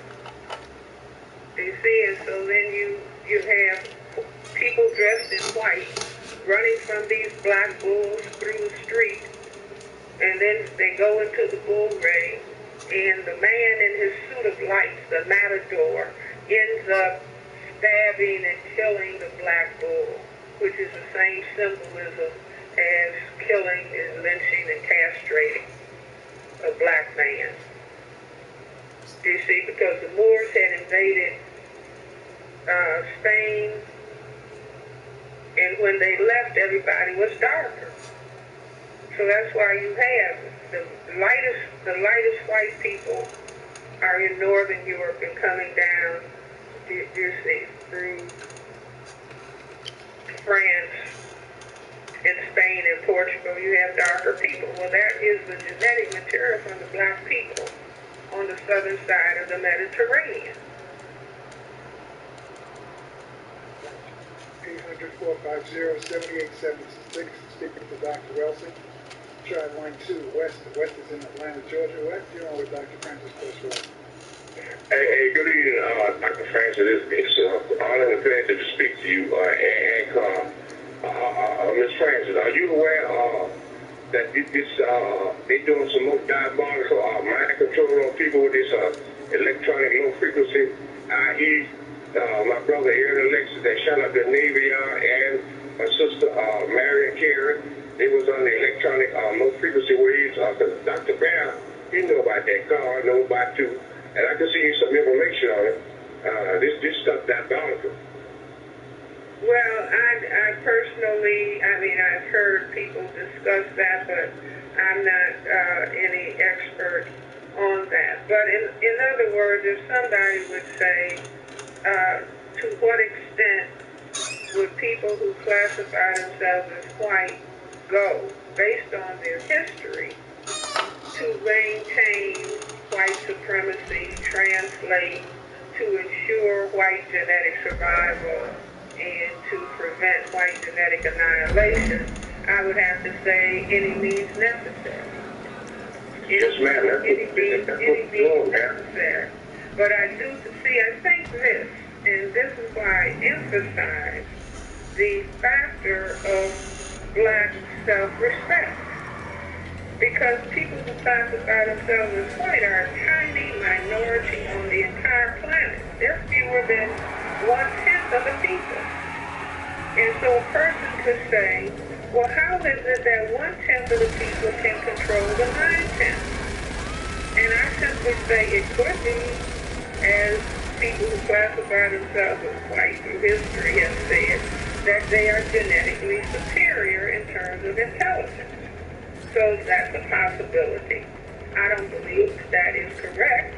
The other possibility is that if they are able to program and brainwash the 9/10 people of color to hate themselves and want to be white, so the 9/10 majority becomes a functional 1/10, and the 1/10 minority becomes the 9/10 in terms of power. Because if you can control the non-white people hating themselves, and you can just measure, do non-white people hate themselves? Yes. If Francis Welty invented 3 pills and went on eBay, the first pill would turn you white by tomorrow morning, the next pill would give you long straight hair, and the next pill would give you so-called white features, I will be the richest person in the world by the weekend, because of the level of taught self-hatred that is experienced by people of color. So you see Asians, and they want to have blonde hair, they want to cut their eyes, the people in India want to bleach their skin, the people in China and the other Asian countries want to bleach their skin, the people in Africa want to bleach their skin and have blonde wigs on, because everybody has been taught to self-hate. So you have a numerical majority, but it is weakened because of the factor of self-hate. So I think white supremacy plus black self-hatred equals black genocide. You see, but that can be changed, not by begging. In other words, if the people who classify themselves as white, if they figured out, well, this is what we need to do to genetically survive, it may not be just, but to anticipate that they're going to give up their system, to me doesn't make sense.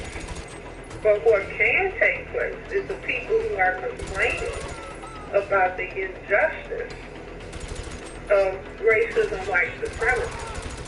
They're the ones who are victimized. They're the ones who are hurt. So if we decide that we are going to stop hating ourselves and valuing and loving ourselves and knowing that we're the mothers and fathers of everybody on this planet, including white people, black people, crystal black people are the only people that can make all of the colors, including reputations of white. But if we hate ourselves and then we're begging somebody else to love us, this is sick. This is sick. Do you see? But we have to embrace ourselves and understand, wow, we're sick. And we're going to have to change it. We need to be in a posture where we say most black is most beautiful. Why? Because it produces all the colors. It's the mother color. Most black is most beautiful, and we probably end up finding that it's most powerful. I mean, just like the white people go into space and they say, the most powerful thing in space is the black hole or dark matter. You see, but the dark people on the planet have been taught to hate themselves. We have to reverse that. All the colors are okay, but we have been in the psychological training of white supremacy and self-hatred. And so there's a lot of very destructive behavior that goes on under the pressure of racism and white supremacy that black people could decide that they're going to take hold of. And I think that, you know, people wonder, well, what can we do? Neely Fuller, in his work, in his textbook for victims of racism, laid out some very basic, kindergarten, simple behavior that if black people would just reflect on that. And I go right there, Dr. I'm going to take another break and let you finish up on moving forward. Wes, thanks for your call. Folks, we're going to call 800-450-7876 to speak to Dr. Wilson. And I add to that list, stop using and selling drugs. Stop black children from thinking that as children, they can be adequate mothers and fathers. Stop throwing down trash where black people live, work, and play. Stop making dirt and filth the norm. Stop pretending that racism and white supremacy does not exist. Stop allowing racism, white supremacy, programming black, brown, red, and yellow people to fight and squabble with each other.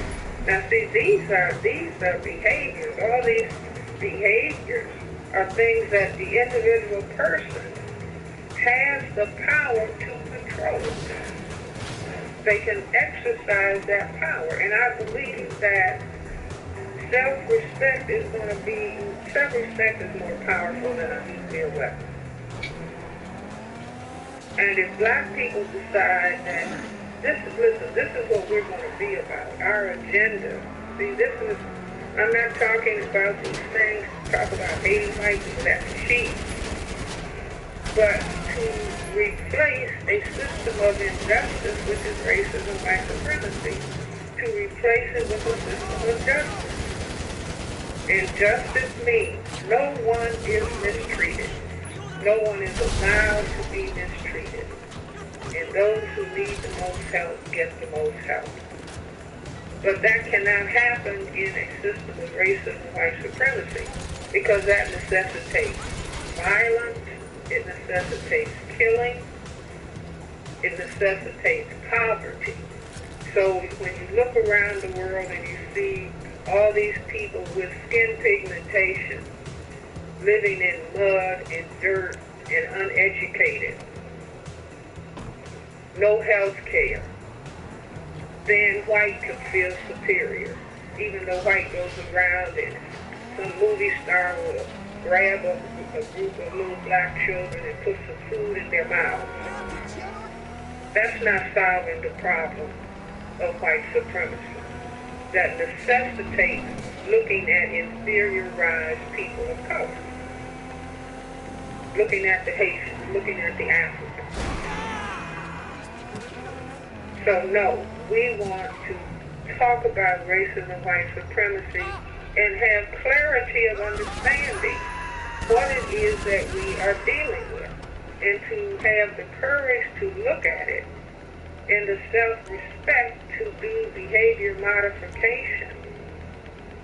You see, and undoing this critical damage of damaging self-respect, so that people don't know when I play this role in a movie, what am I doing to the image of black people and myself in the system of racism and white supremacy? None of these films, none of these plays are in the abstract. What am I doing? See, I say that most of our, most of the leaders in the civil rights movement, many of them have been ministers. And so then they come out with LA ministers and making a buffoon image of black ministers. That falls on Al Sharpton. But we don't understand it because we don't know how to look at things as a whole. sort of like looking at a puzzle and see where the different pieces fit. We just think we're looking at an individual piece and then go off in a corner and complain. No, we are going to have to be able to see the problem as a whole and understand what role can each individual person play. No time to hate white people, be discourteous to white people, be disrespectful. No, it's no time for that. It's time for self-respect and engaging in behavior that reflects we do respect ourselves. I say the high point in the last 500 years for black people was the civil rights era, when those black people decided that they were going to break the back of segregation. And so Martin Luther King, Rosa Parks, all the SNCC people, all the civil rights people who went up against horses and dogs and fire hoses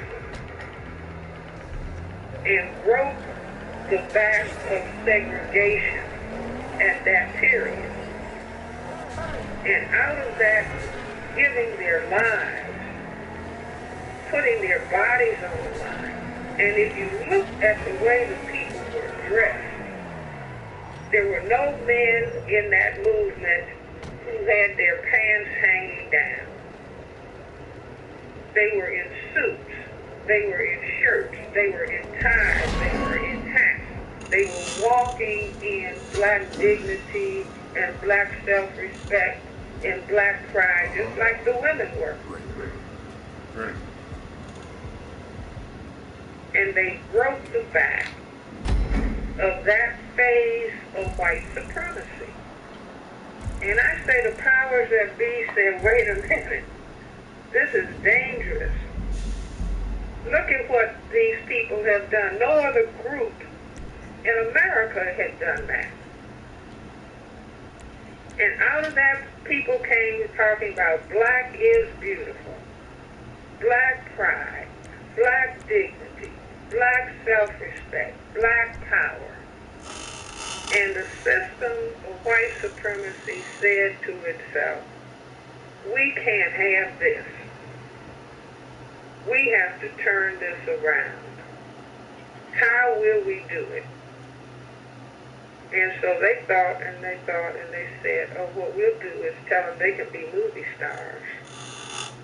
And what we will do is have them demean and degrade themselves. But they will think that they're just being actors and actresses. But they will be using drugs.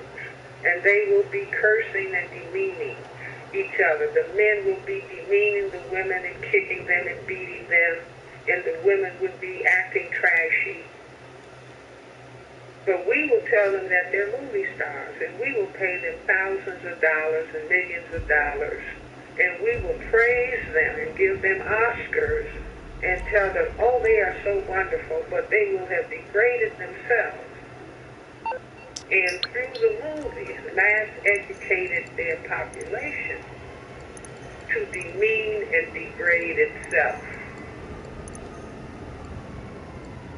Coming up to the present. Hang on a second, Doctor. We're going to take a break. Dr. Wilson? Well, my only comment is that I do think this. As long as we fail collectively to address the problem of racism, we're all just going to see the symptoms of the problem that are everywhere. You see, we have to act as though we understand what is at cause and not just talk about it on the parking lot, but to talk about it openly, because it is wounding and injuring us. I started saying that whether the person is black or whether the person is white, if they refuse to talk about racism, white supremacy, they are acting as though they hate black people. The reason that I'm saying that is because racism is a fear in the heart of black people, and it's killing black people. And so it would be like if I invited you, Carl, let's say I invited you to my home, and I had some food on the table, and there was one or two pieces that there was poison in, and I said, have some food. And I didn't tell you that this one and the next one have poison in it. And so then you picked that. Wouldn't you have the right to say, Dr. Welsing must hate me? You see, because she led me into something and she wouldn't tell me the truth. And so as a result of that, I was severely injured. I might be dead, God forbid. You see what I'm saying? So this is a thing that is harming us. It didn't start harming us on the 13th of September. This has been harming us for 500 years. And I was listening today to WPFW, and they had in their archives, tapes you could send a contribution and you can get archives of a whole lot of different speeches. And they happen to have had, one of the speeches was Dr. Martin Luther King's speech at the Riverside Church. And Dr. Martin Luther King was talking about the evil of racism. And talking about racism had to be confronted. And when I think about how black people are led into focusing on Dr. Martin Luther King's work as a dream, and he specifically in the Riverside speech talked about the serious problem of racism. Everybody in the listening audience ought to go out and try to get copies of Dr. Martin Luther King's speech at the Riverside Church in New York and listen to what he said. And then say, well, why is the emphasis put on dreaming as opposed to the specific thing that he was focusing on that ended up killing him was racism. Racism. Racism is white supremacy. That's the only racism.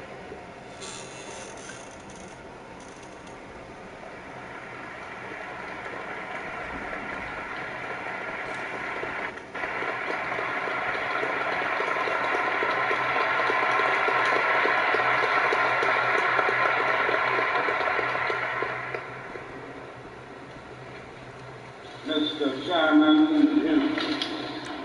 ladies and gentlemen, I need not pause to say how very delighted I am to be here tonight, and how very delighted I am to see you expressing your concern about the issues that will be discussed tonight by turning out in such large numbers. I also want to say that I consider it a great honor to share this program with Dr. Bennett, Dr. Comminger, and Rabbi Heschel, some of the distinguished leaders and personalities of our nation. And of course, it's always good to come back to Riverside Church. Over the last 8 years, I have had the privilege of preaching here almost every year in that period. It is always a rich and rewarding experience to come to this great church and this great pulpit. I come to this magnificent house of worship tonight because my conscience leaves me no other choice. I join you in this meeting because I'm in deepest agreement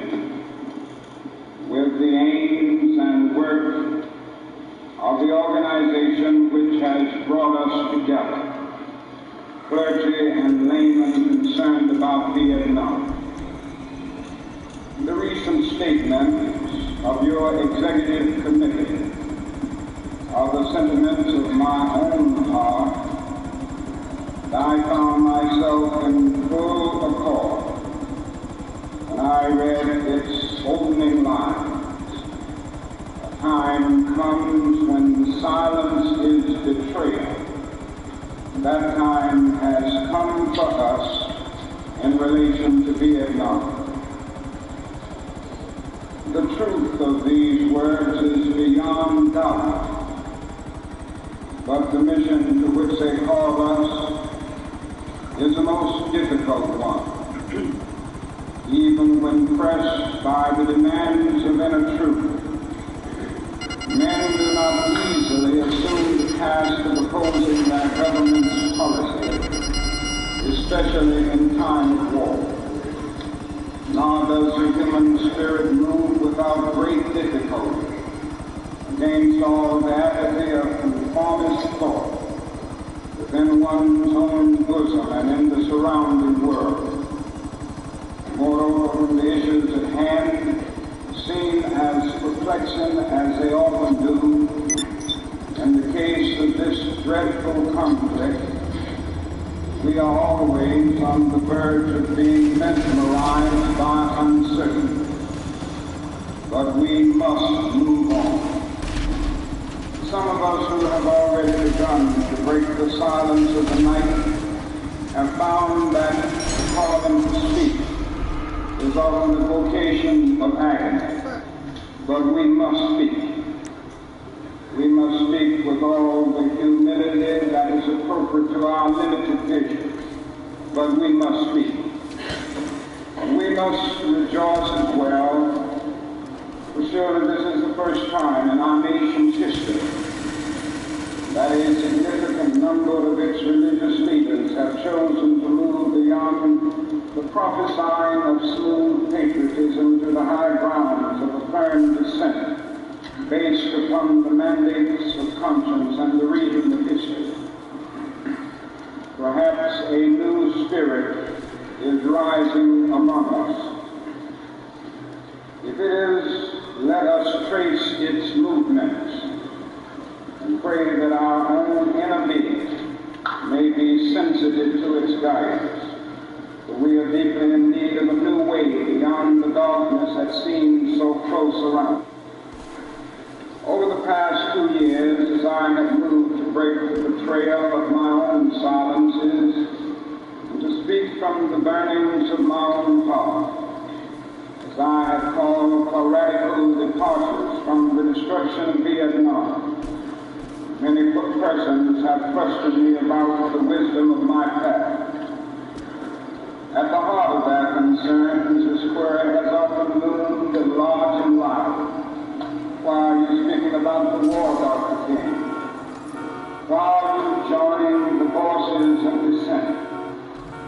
Peace and civil rights don't mix, they say. Aren't you hurting the cause of your people, they ask. And when I hear them, though I often understand the source of their concern, I'm nevertheless greatly saddened. Such questions mean that the inquirers have not really known my commitment or my calling. Indeed, their questions suggest that they do not know the world in which they live. In the light of such tragic misunderstanding, I deem it of signal importance to try to state clearly, and I trust concisely, why I believe that the path from Dexter Avenue Baptist Church, a church in Montgomery, Alabama, where I began my pastorate, leads clearly to this sanctuary tonight. I come to this platform tonight to make a passionate plea to my beloved nation. This speech is not addressed to Hanoi or to the National Liberation Front. It is not addressed to China or to Russia. Nor is it an attempt to overlook the ambiguity of the total situation and the need for a collective solution to the tragedy of Vietnam. Neither is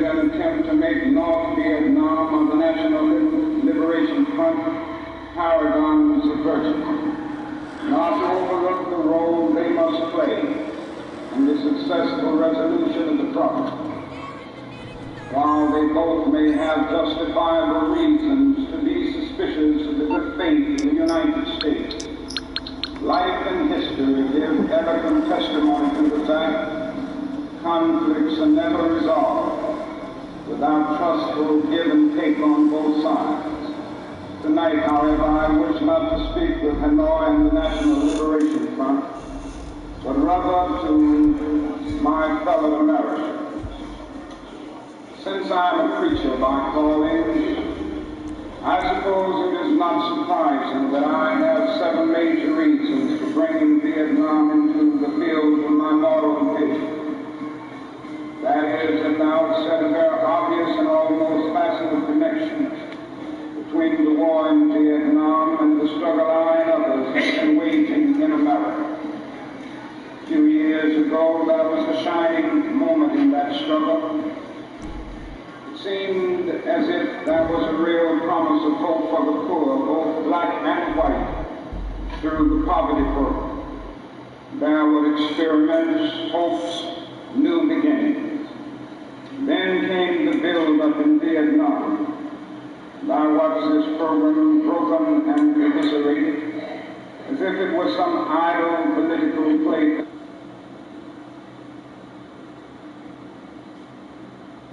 The time has come for America to hear the truth about this tragic war.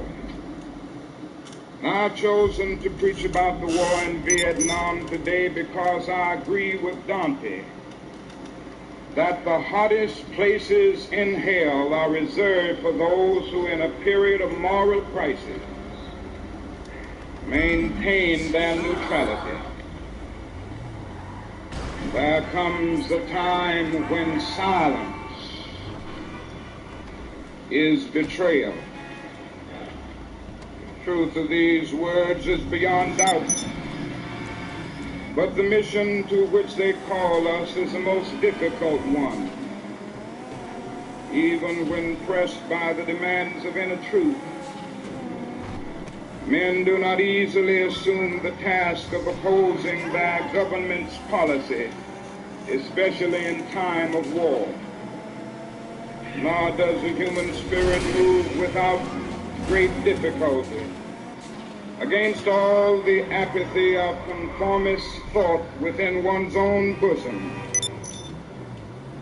There has never been such a monumental dissent during a war by the American people. Polls reveal that almost 15 million Americans explicitly oppose the war in Vietnam. Additional millions cannot bring themselves around to support it.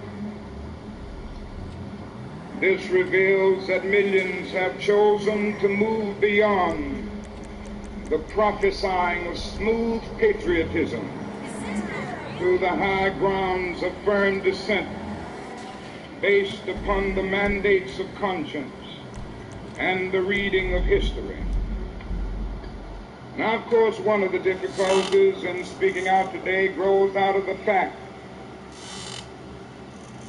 that there are those who are seeking to equate dissent with disloyalty. It's a dark day in our nation when high-level authorities will seek to use every method to silence dissent. Something is happening and people are not going to be silent. The truth must be told. And I say that those who are seeking to make it appear that anyone who opposes the war in Vietnam is a fool or a traitor or an enemy of our soul is a person who has taken a stand against the best in our tradition. Many persons have questioned me about the wisdom of my path. Why are you speaking about the war, Dr. King? Why are you joining the voices of dissent? Peace and civil rights don't mix, they say. So this morning I speak to you on this issue because I'm determined to take the gospel seriously. There is at the outset a very obvious and almost facile connection between the war in Vietnam and the struggle I and others have been waging in America. A few years ago, there was a shining moment in that struggle. It seemed as if there was a real promise of hope for the poor, both black and white, through the poverty program. Then came the build-up in Vietnam, and I watched the program broken as if it was some idle political plaything of a society gone mad on war. And I knew that America would never invest the necessary funds or energies in rehabilitation of its poor, so long as adventures like Vietnam continue to draw men and skills and money like some demonic destructive suction tube. You may not know it, my friends. It is estimated that we spend $500,000 to kill each enemy soldier, while we spend only $53 for each person classified as poor. And much of that $53 goes for salaries to people who are not poor. So I was increasingly compelled to see the war as an enemy of the poor and attack it as such. Perhaps the more tragic recognition of reality took place when it became clear to me that the war was doing far more than devastating the hopes of the poor at home. It was sending their sons and their brothers and their husbands to fight and die in extraordinarily high proportion relative to the rest of the population. We were taking the black young men who had been crippled by society, sending them 8,000 miles away to guarantee liberties in Southeast Asia, which they had not found in Southwest Georgia and East Holland. So we have been repeatedly faced with the cruel irony of watching Negro and white boys on TV screens as they kill and die together for a nation that has been unable to seat them together in the same schoolroom. So we watch them in brutal solidarity, burning the huts of a poor village. We realize that they would hardly live on the same block in Chicago or Atlanta.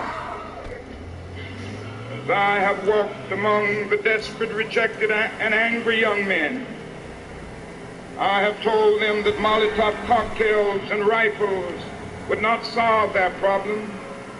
But they ask, and rightly so, what about Vietnam? They ask if our own nation wasn't using massive doses of violence to solve its problem. And I knew that I could never again raise my voice against the violence of the oppressed in the ghettos without having first spoken clearly to the greatest purveyor of violence in the world today, my own government.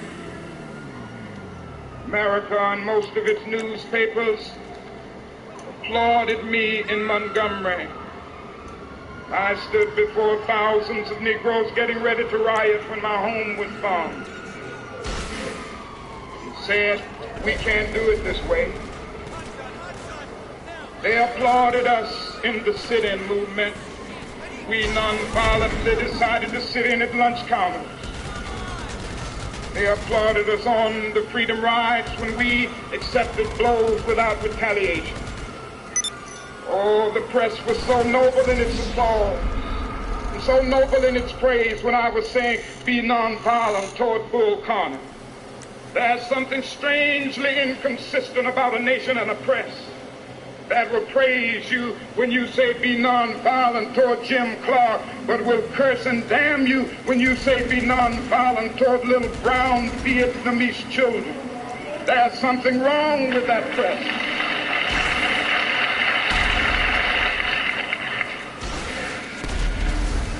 Another burden of responsibility was placed upon me in 1964. And I cannot forget that the Nobel Peace Prize was not just something taking place, but it was a commission to work harder than I had ever worked before for the brotherhood of man.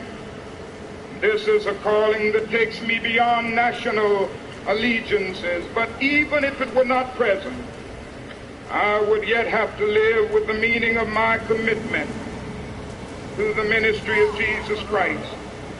To me, the relationship of this ministry to the making of peace is so obvious that I sometimes marvel at those who ask me why I'm speaking against the war.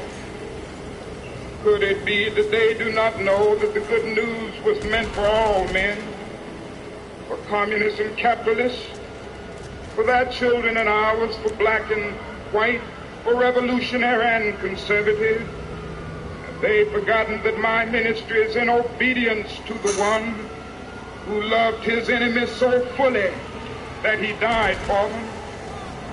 What then can I say to the Viet Cong or to Castro or to Mao as a faithful minister to Jesus Christ? Can I threaten them with death? Or must I not share with them my life? There will be no meaningful solution until some attempt is made to know these people and hear their broken cry. And who are we supporting in Vietnam today? It's a man by the name of General Key, who fought with the French against his own people, and who said on one occasion that the greatest hero of his life is Hitler. This is who we are supporting in Vietnam today. Oh, our government and the press generally won't tell us these things, but God told me to tell you this morning. The truth must be told.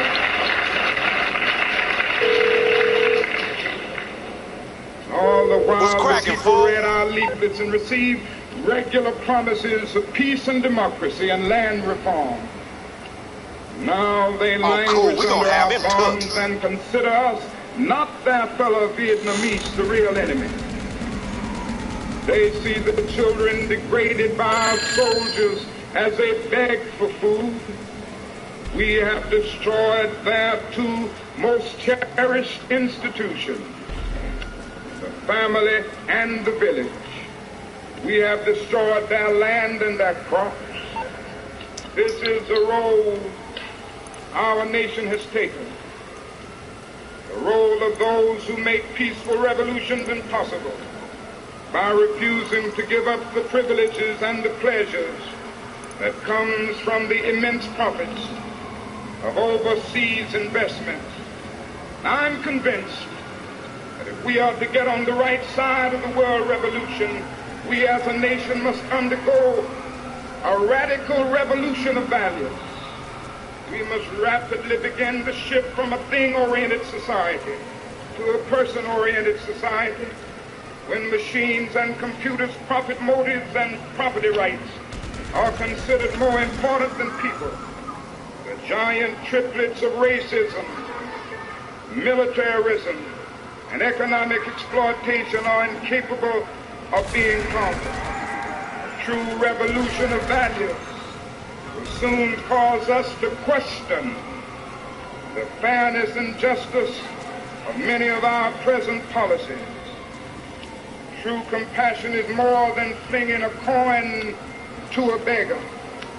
A true revolution of values will soon look uneasily on the glaring contrast of poverty and wealth with righteous indignation. It will look across the seas and see individual capitalists of the West investing huge sums of money in Asia, Africa, and South America, only to take the profits out with no concern for the social betterment of the countries, and say this is not just. It will look at our alliance with the landed gentry of Latin America and say this is not just. Western arrogance of feeling that it has everything to teach others, nothing to learn from them is not just. True revolution of values will lay hands on the world order and say of war, this way of settling differences is not just. This business of burning human beings with napalm, filling our nation's homes and with orphans and widows, of injecting poisonous drugs of hate into the veins of peoples normally humane, sending men home from dark and bloody battlefields, physically handicapped and psychologically deranged, and not be reconciled with wisdom, justice, and love. A nation that continues year after year to spend more money on military defense than on programs of social uplift is approaching spiritual death. It is a sad fact that because of comfort, complacency, a morbid fear of communism, our proneness to adjust to injustice, the Western nations that initiated so much of the revolutionary spirit of the modern world have now become the arch anti-revolutionaries.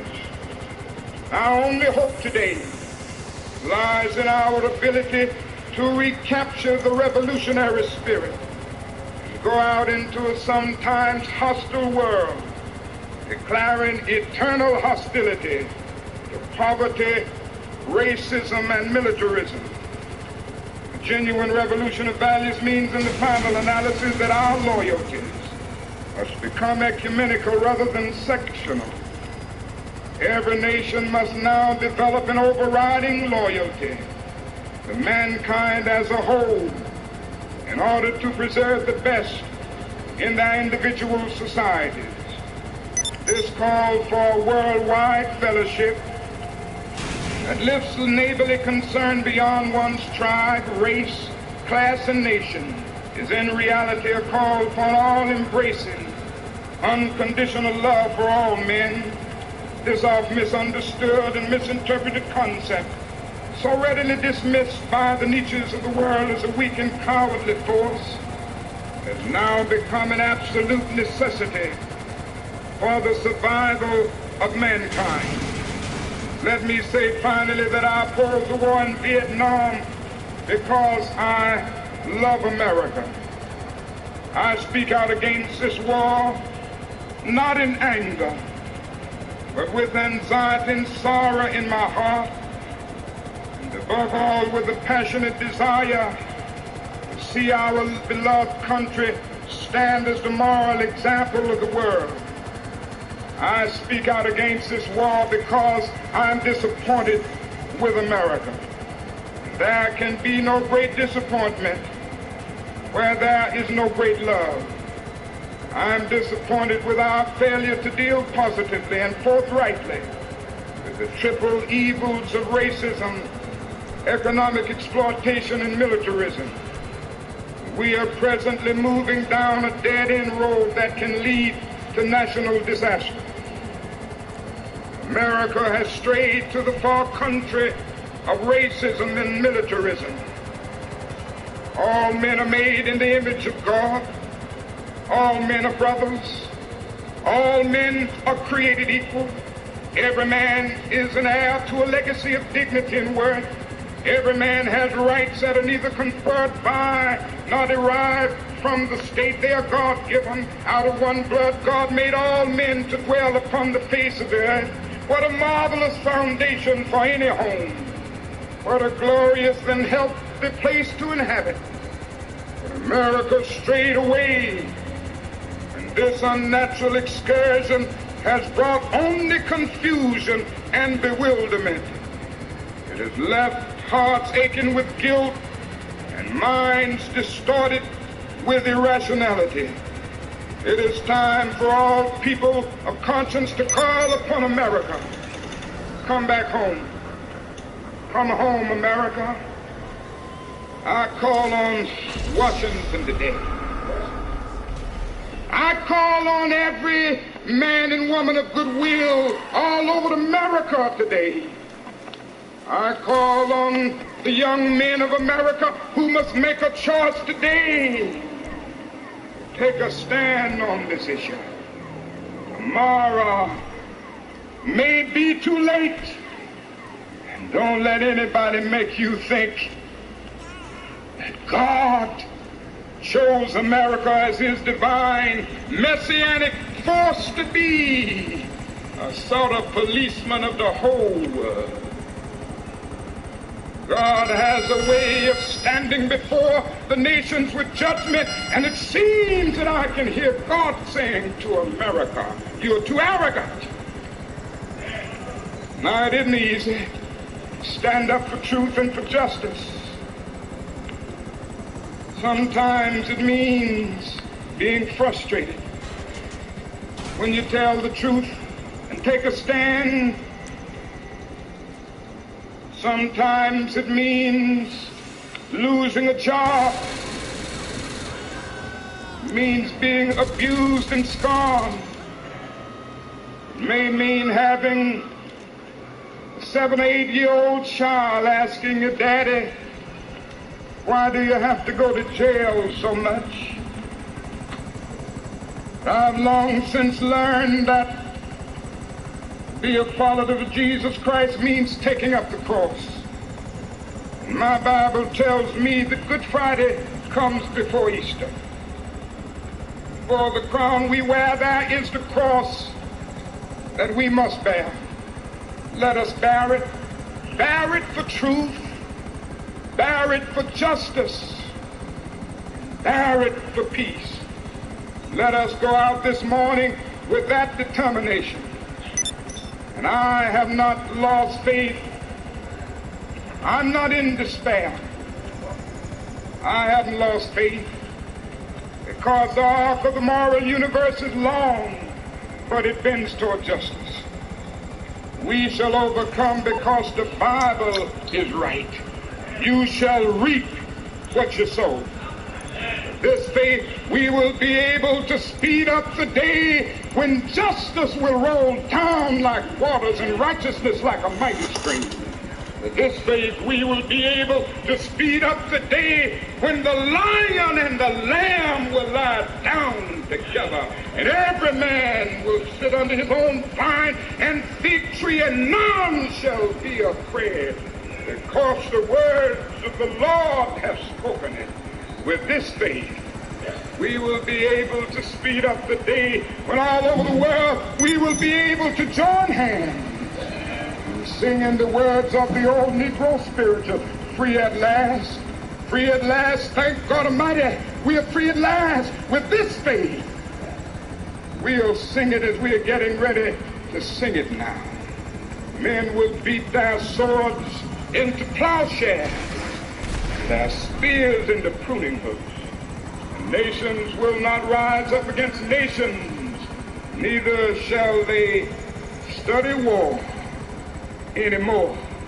And I don't know about you, I ain't gonna study war no more.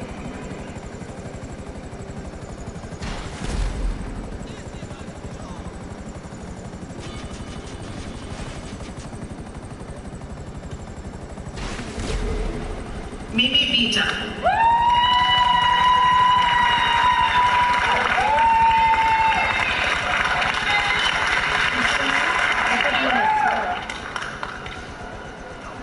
Selena Brown.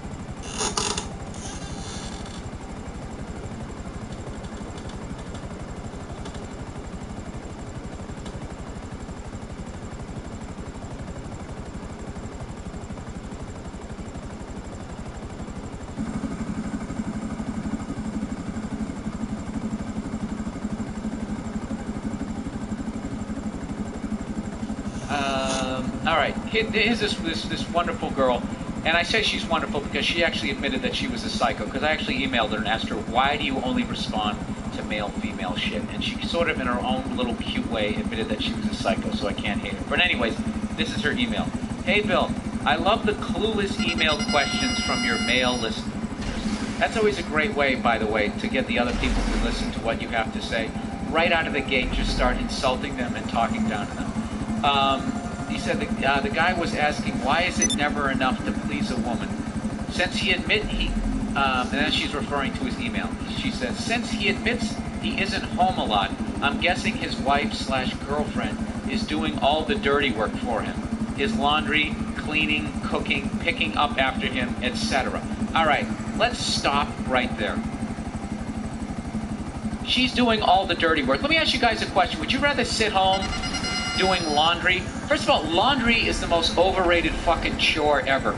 If you have laundry in your fucking apartment, that takes all of a minute to load the fucking thing in. And if you're not colorblind, it probably takes 45 seconds to load it in. And then you go back to watching The Price is Right.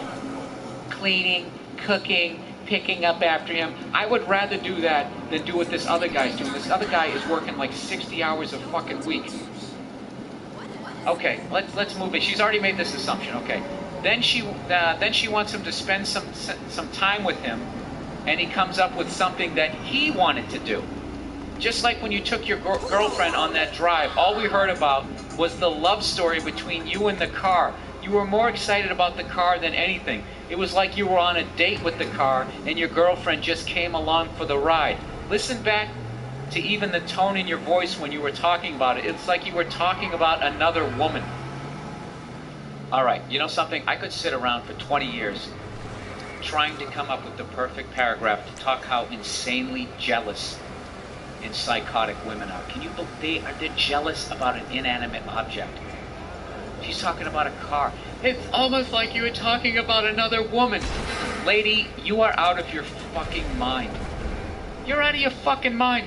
And you're totally ignoring the fact that I took her out to dinner. I took her out to lunch. I took her up for a ride up to Pacific Coast Highway. People fly out here as a vacation to do that. A lot of couples do that. And I'll tell you right now, they don't do it in a Corvette convertible. They do it in like a fucking, whatever, a Buick Century. Really? I mean, it literally is never enough. You're actually proving this guy's point. So she said, my husband does the same damn thing. I'm like, what can we do for fun today/tonight? And the only thing he can come up with are things that interest him. Well, what can you come up with? Can you come up with anything that doesn't interest yourself, you selfish cunt? You're doing the exact same fucking thing. And it's unbelievably selfish for you to sit here and have like a day that's for both of you, and it has to be 100% about you. Because what, you did some laundry? You lazy fuck? You know what women are? They're like adult children. That's what they are. They never get beyond. They're like juveniles. They're adults, but they still want to be treated like they're not of age. It's just fucking boggles my goddamn mind. She goes, I'd rather not do anything at all. I think it's selfish and obnoxious that everything we do has to have his interests before mine. So everything that they do should have your interest before his? You're this is fucking broad. This is my thing. This is why you should never get married. You should never be in a fucking relationship. You shouldn't. Because they just constantly fucking hack away at your goddamn knees. And their idea of a relationship is that you do everything that they want to do. And right now, they're sitting there shaking their heads. They're going, no, no. Even the girl who wrote that's probably saying no. And there's a bunch of other women going like, I'm not like that. I'm not like that. I went to a ping pong convention. They always come up with some stupid ass fucking example. And at the end of the fucking day, you have to do everything that they do. You have to do what the fuck they want to do, or else they get mad. Okay? And that, my friend, is when jerking off comes into play. Because when you really break it down, what's the worst thing that they're going to do to you? They're not going to fuck you for a few days. Okay? And I got to be honest with you. Once you rub one out, who gives a fuck? And you have to have that clarity when your nuts are full. Do you know what I mean? Am I sounding like a fucking maniac here? I know I am. I know I am, but you got to hear what this other woman wrote. Of course, I don't have it in front of me because I'm an idiot. All right. I am ready to comment on the why it is never enough discussion in your last episode.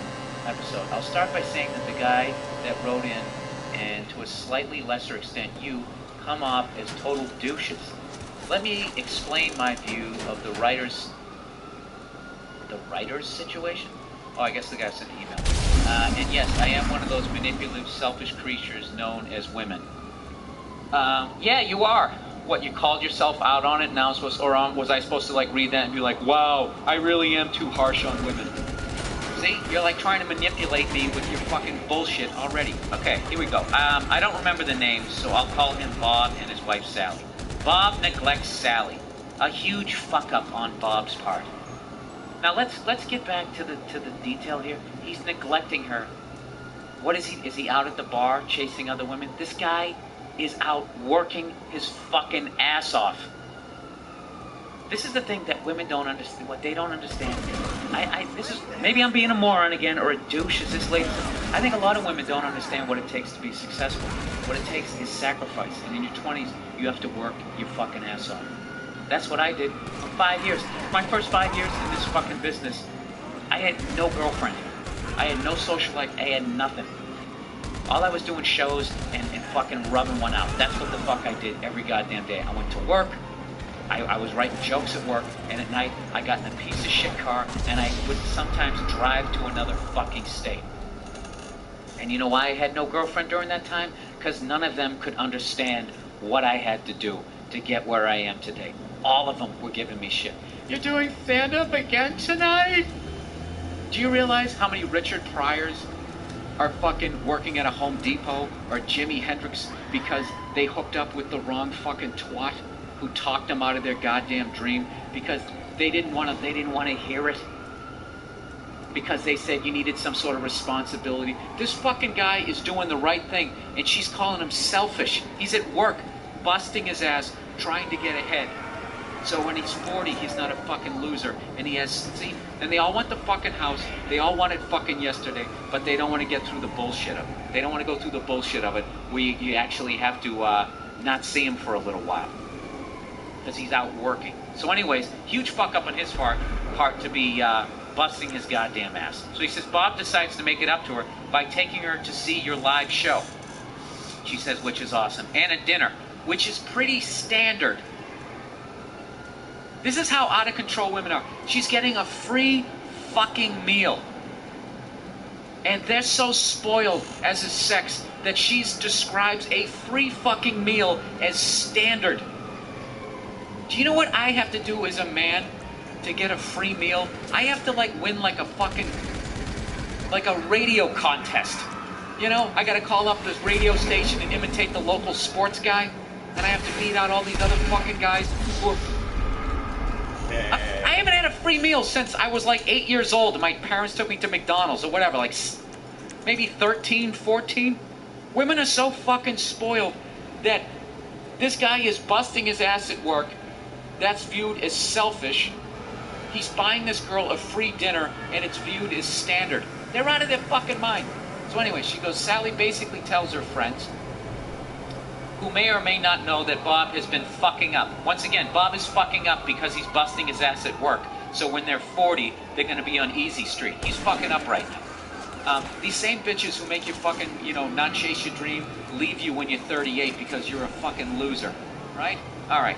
I love generalizing. It really gets these twats, cunt hairs in a fucking...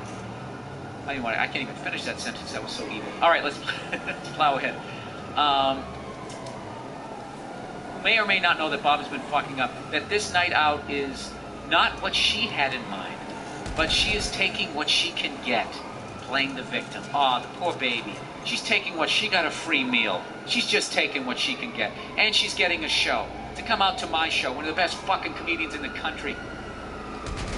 You like that? I'm talking shit. It's football Sunday. And plus I'm reading the Ric Flair. The best comic on the biggest hill. Anyways, Bob gets upset and determines that no one has ever or will ever be able to please any female. Code for why should he even make an effort to make his wife happy in their marriage. That's not code for that. That's how you read into it. You've never met Bob. You've made all kinds of assumptions here. Poor, poor Bob. Bob's douchery becomes crystal clear when he's something to the effect of, this whole night out was supposed to be about her. This is classic male privilege wankery. But I realize this is hard for you and Bob to see, so I'm here to help. I'll try to make it simple. When you piss off your wife, bringing her along to a show you already wanted to go to, and that she is only mildly interested in, then being a little scrotum about it when she is underwhelmed by the fact that you are actually making an effort to go out with her, which is what you should have been doing as a matter of course, is not the way to go. Oh my God. The arrogance in this. I love people who are arrogant and they're calling you out for being arrogant. Bringing her to a show. Do you understand, like, I'm going to stop being a jerk here because maybe I can actually convince a couple women. Do you understand what it takes? This actually, you know, I've been generalizing. There are women out there who understand what it takes to become successful. And I guarantee you most of them are not in relationships. And they have a difficult time being in relationships. You know? Because the guy they're with wants to go home and play fucking footsie or wants her around. And doesn't understand that these are the years where she has to bust her ass to get where the fuck she's gonna be. You know? So, lady, both of you guys are 100% wrong. I could see if this guy was out drinking with his buddies, if this guy was out fucking around on her, or if he was just sitting there staring at the TV watching football and not paying attention to her when he brings her out, yeah, then I could see that he should have some sort of mini all about you wedding day for her. Okay? But if this guy is busting his ass at fucking work, okay, he's not going out having a good time either. So he should be allowed to have some sort of enjoyment. You understand? He should be able to enjoy some of the day, some of the night also. And there's another thing that you haven't even brought up. How much of the rent do you think he's fucking paying? I'd be willing to bet that he's paying more than she is. A lot of guys are in that situation too, when you get this, the adult child version of a fucking woman. I'm telling you. You women, I'm telling you, the two who wrote in, you're way out of line on this one. I'm not even trying to be funny right now. You're 100% in the fucking wrong here. You're being selfish. Beyond fucking selfish. This guy is at work. He's busting his ass trying to get ahead. You think this guy wants to fucking work 60 hours a week? Nobody dreams about doing that. Why do you think he's doing that? He's trying to become successful. You know? So, the next time you're, you know, like I said, if this guy had been fucking around, or if this guy had been sitting there watching, you know, sports and not paying attention to you and had given you a compliment that you could fucking remember, yeah, then I could understand. You know what I mean? Taking you to the whatever the fuck you wanted to go to. But for you to sit there and this guy spends his hard-earned fucking money, takes you out to dinner, okay? Which you gotta understand is not standard. Okay? In your how fucking spoiled are you that you think that is standard? Got the fucking hiccups here, so goddamn upset. You guys are 100% wrong, and if any of you broads out there want to try to come out and support these two girls, I mean, go for it, because I don't see how they're wrong. This guy did nothing wrong. He took her out to go see a show. It's just, you know what it is? Stand-up comedy is not respected. It isn't. If he took you out to see a Broadway show or a fucking musical, or I guess that's the same thing. I don't know what. I guess if he took you out for dinner and a movie, I love how like guys always have to show some sort of imagination. It's standard. It was just imagination. We like surprises. And it's like, when was the last time your girl actually showed any fucking imagination?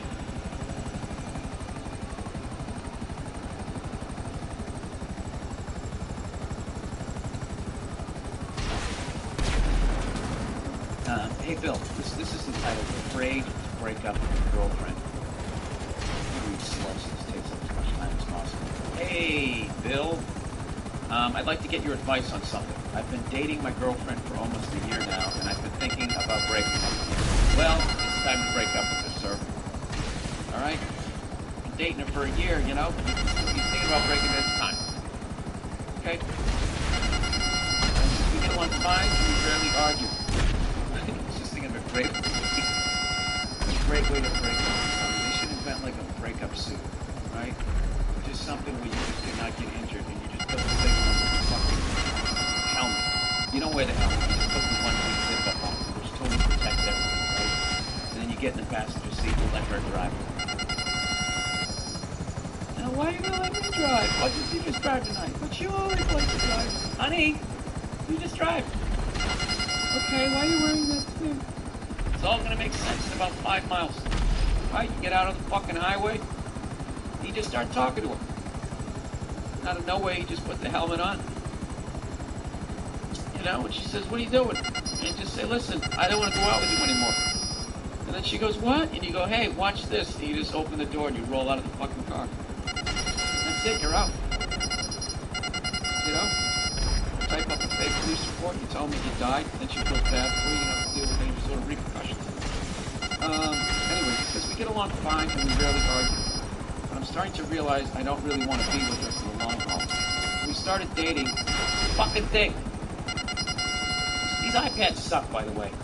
Alright? You know what an iPad is? It's a fucking laptop for pussies. What's the matter? Your laptop is too heavy? You fucking douchebag? This thing doesn't have a keyboard? It's got nothing. You think that they don't know how to make this thing into a fucking laptop already? Of course they do. This is the Steve Jobs way of doing things. Rather than just giving you the whole fucking thing, he's going to give it to you in increments like a goddamn drug dealer.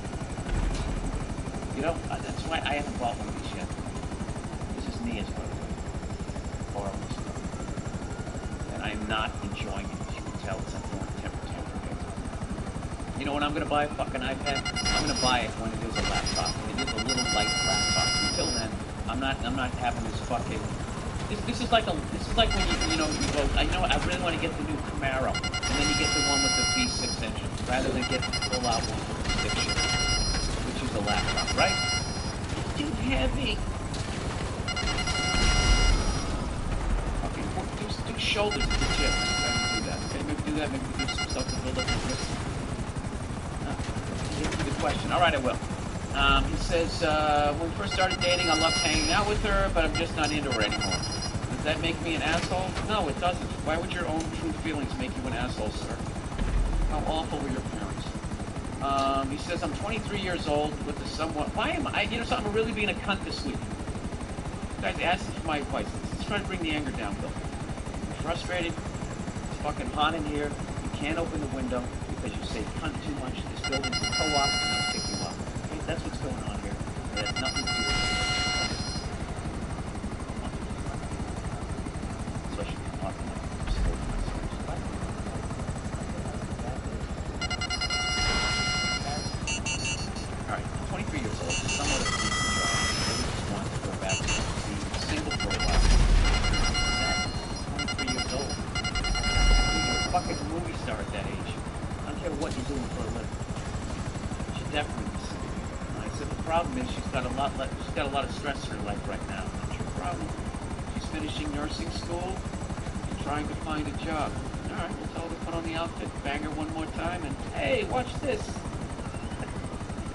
Bail out of the car.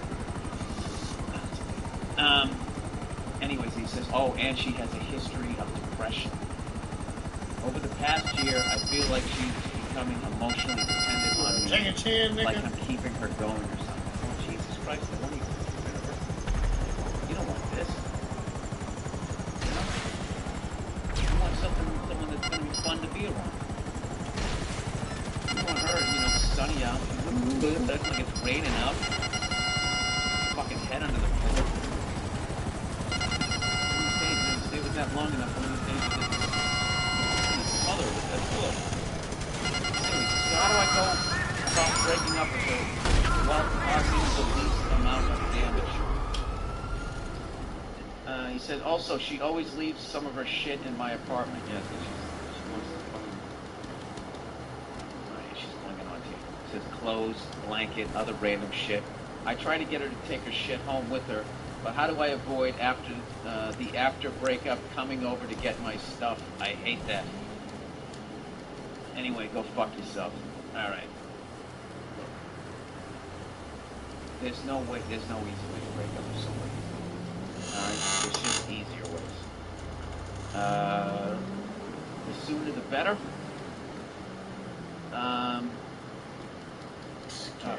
I know, dude. This is like dismantling a bomb. See, what you would like to do you say, hey, can you come by today? I want to talk to you about something, right? And she'll be right over. And then immediately just take out a box, put all of her shit in it, tape it up, and then she rings the bell. Bing bong, you open the door, you go, yeah, don't want to date you anymore. And you just hand her the box and close the door. Right? Dude, there's money to be made in this, man. Does anybody have a professional breakup service? It's such a pussy. That would be phenomenal. You know? You make your person feel like they got fired. You know, like when a corporation fires you and just two security people show up. You know? Confiscate your computer and then escort you out of the building. Wouldn't that be great? Dude, that's what you should do. Just hire two of your friends to dress up like security guards. Tell her you want to break up. You know, and then they have all her shit in the box. And then they escort her right out of your apartment building like she got fired. You come off as professional rather than like personal. How do you go about breaking up with it? You know what I would do? I wouldn't put all the shit in the box because that's going to come off cold, you know, and you don't want to hurt her feelings like that. So I would just, oh, fuck it. I don't know. I don't know how to do it. Why did I drink last night? And then I got up and did all this fucking podcast. I don't know. Fucking know. Just have her come over and just say, listen, I'm not happy. Oh, that's a great one. That's a classic. You know, like if you were a singer-songwriter, the second you said that, the whole crowd started recognizing the big hit. You know? Of all the girls I knew before, you know, they all started fucking clapping. You know, they just came out, you just do classic breakup monologues. Listen, just not happy. Just a smattering of applause. You wait for it to die down. Let the orchestra come around again. Jump back in on the one. Man, just tell you not happy. I'm not happy anymore. And dude, let me tell you something. Her being depressed is not your fucking problem. Alright? Her being depressed is the fucking problem. How can you do this to me? What do you mean, how can I do this to you? You know what would be worse if I fucking stayed with you and I didn't love you? I don't love you anymore. I don't love you, depressed whore. I just called you a whore as a generic term. You know? I'm not happy. I want out. Okay? I just feel like I want to be single right now. I just don't feel like I'm going to be with you in the long haul. We'll just be wasting each other's time. My time is important, and so is yours. Alright? I don't want to go anymore. But I'll tell you what, if you go to stamps.com, they'll give you $55 free stamps for the scale. That's what you do. Just tag every mean thing you say with all the advertising. You know, if you go to Amazon.com through Bill Burr's website, you know, click on the little Amazon banner. Whatever you buy, you know, a portion of that money goes back to Bill Burr, and then a percentage of that goes to the Wounded Warriors Project. So I know I'm breaking up with you right now, but we could also support the troops. Right? Sir, look, there's no fucking easy way to do this, and you're going to be sitting there. How many more holidays? How many more birthdays? How many more Christmases, which is a holiday? Sorry, you always need 3 examples. Do you want to go through with this person? How many more times do you want to go out and rent bikes, go to a picnic, sit there on a sunny day as she's sitting there with that cloud over her fucking head? You know? Dude, you know, don't do that to yourself.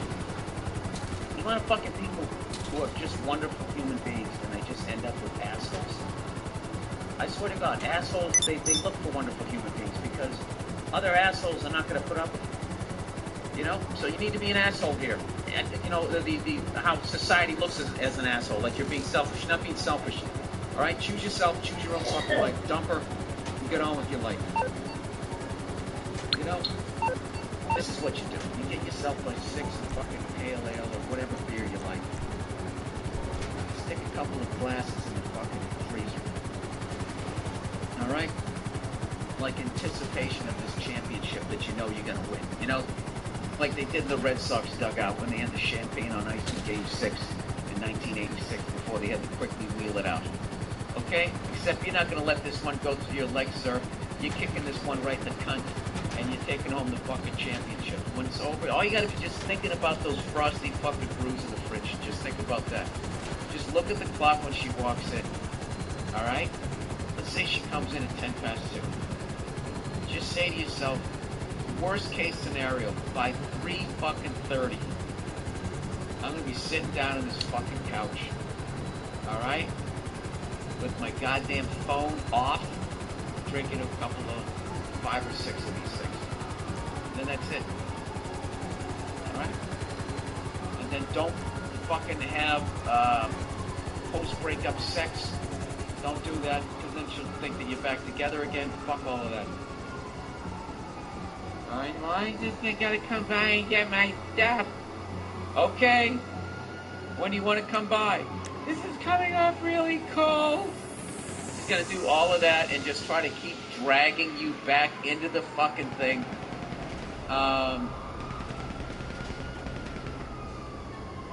don't know if this is a fun thing to do, but after you break up with her, just don't answer the phone when she calls.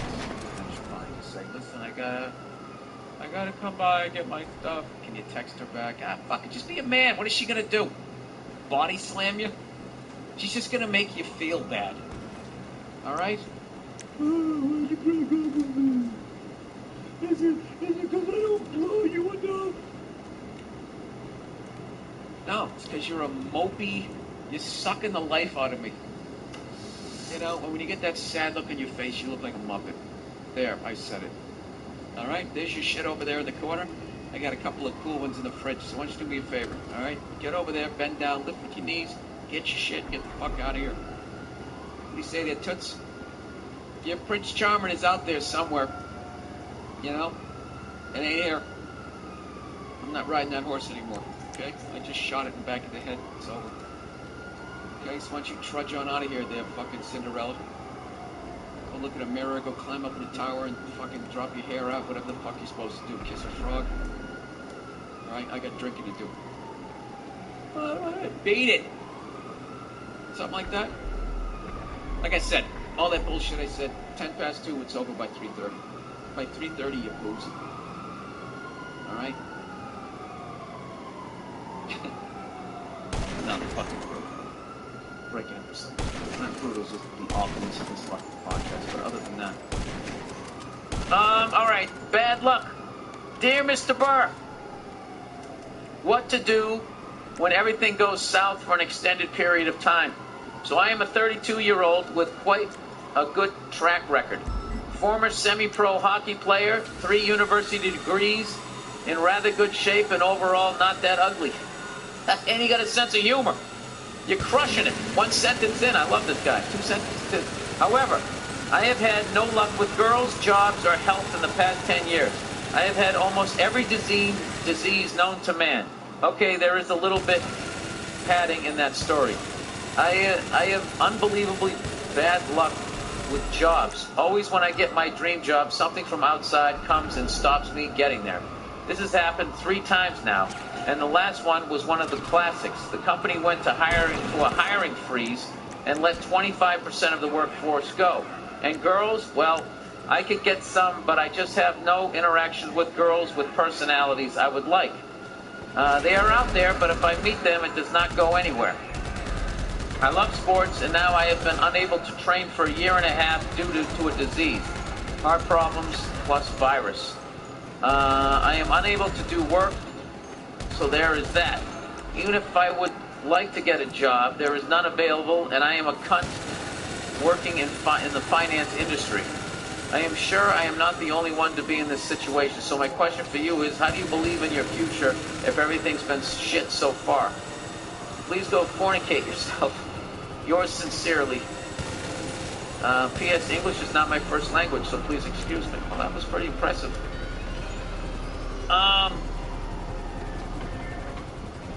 Alright, so how do you continue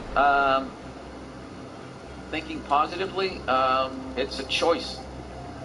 You just have to decide to do it. I mean, what else are you going to do? Are you going to let it win? You can't let it win. And everybody who's been successful always has, you know, they have all their stories. When they sit around telling stories about, you know, after they've been successful, all they talk about is the shit that they fucking went through, which is most of panel. If you watch a late night talk show, if a comic goes on, he's not going to talk about the time he killed. He's going to talk about the time he bombed, the time he lost his agent, the time his fucking TV show got canceled, all the pain of that and all that, because you know, it's funny. But the big thing is when you're sitting there watching it going, this person went through all of this shit. So I feel bad that you're going through all that, especially the health part. I don't know what kind of virus she had, but it's not like if you told me I had fucking know. So, what I would do if I was you is I would focus on what you can control. You can't work out, but there's nothing stopping you from eating perfectly. How about something low impact like yoga? Like I don't ever see where light stretching and eating as perfectly as you possibly can would ever be a detriment to your health. So that would be a step in the positive direction. And as far as like your bad luck with women, fuck that, dude. Fuck that. There's no such thing. You just keep getting back. What is the worst they're gonna say? No. Who gives a fuck? They laugh at you. You're already laughing at yourself. All right? You just become undeniable. You become unstoppable. It's just not gonna beat you. All right? Who knows? Who knows how long you're gonna be here? Who knows how long I'm gonna be here? But like every year, you're fucking living your life day to day. You can't let it beat you. That's basically it. You make that fucking choice. Now get out there in the second half, crush some ass, do some yoga, and eat some goddamn beets. Yeah, that's what I would say. I would just fucking refuse to let this thing, you know, just do that fucking day-to-day thing. You might win, but not today. All right? I'm tougher than you today. Go fuck yourself, and I'm enjoying this day. There you go. I would do that, and I don't know. And if you're going to be around women, don't have an angry energy like me. That is like raid to women. Don't do that. All right? You attract psychos, and it's just not a good situation. So, anyways, let's go with some advice. Bill, I need some serious advice on what to do with the relationship I was in. I just broke it off yesterday. But I need some fucking reassurance. Jesus, couldn't get through that word, could I? All right, I'm 19. And me and this girl had been dating for 3.5 years, basically since I was 16. My girlfriend and I have always gotten along, and shit was really great. Almost too great. Up until the last year, it dawned on me nearly overnight. My life was stagnant. I did...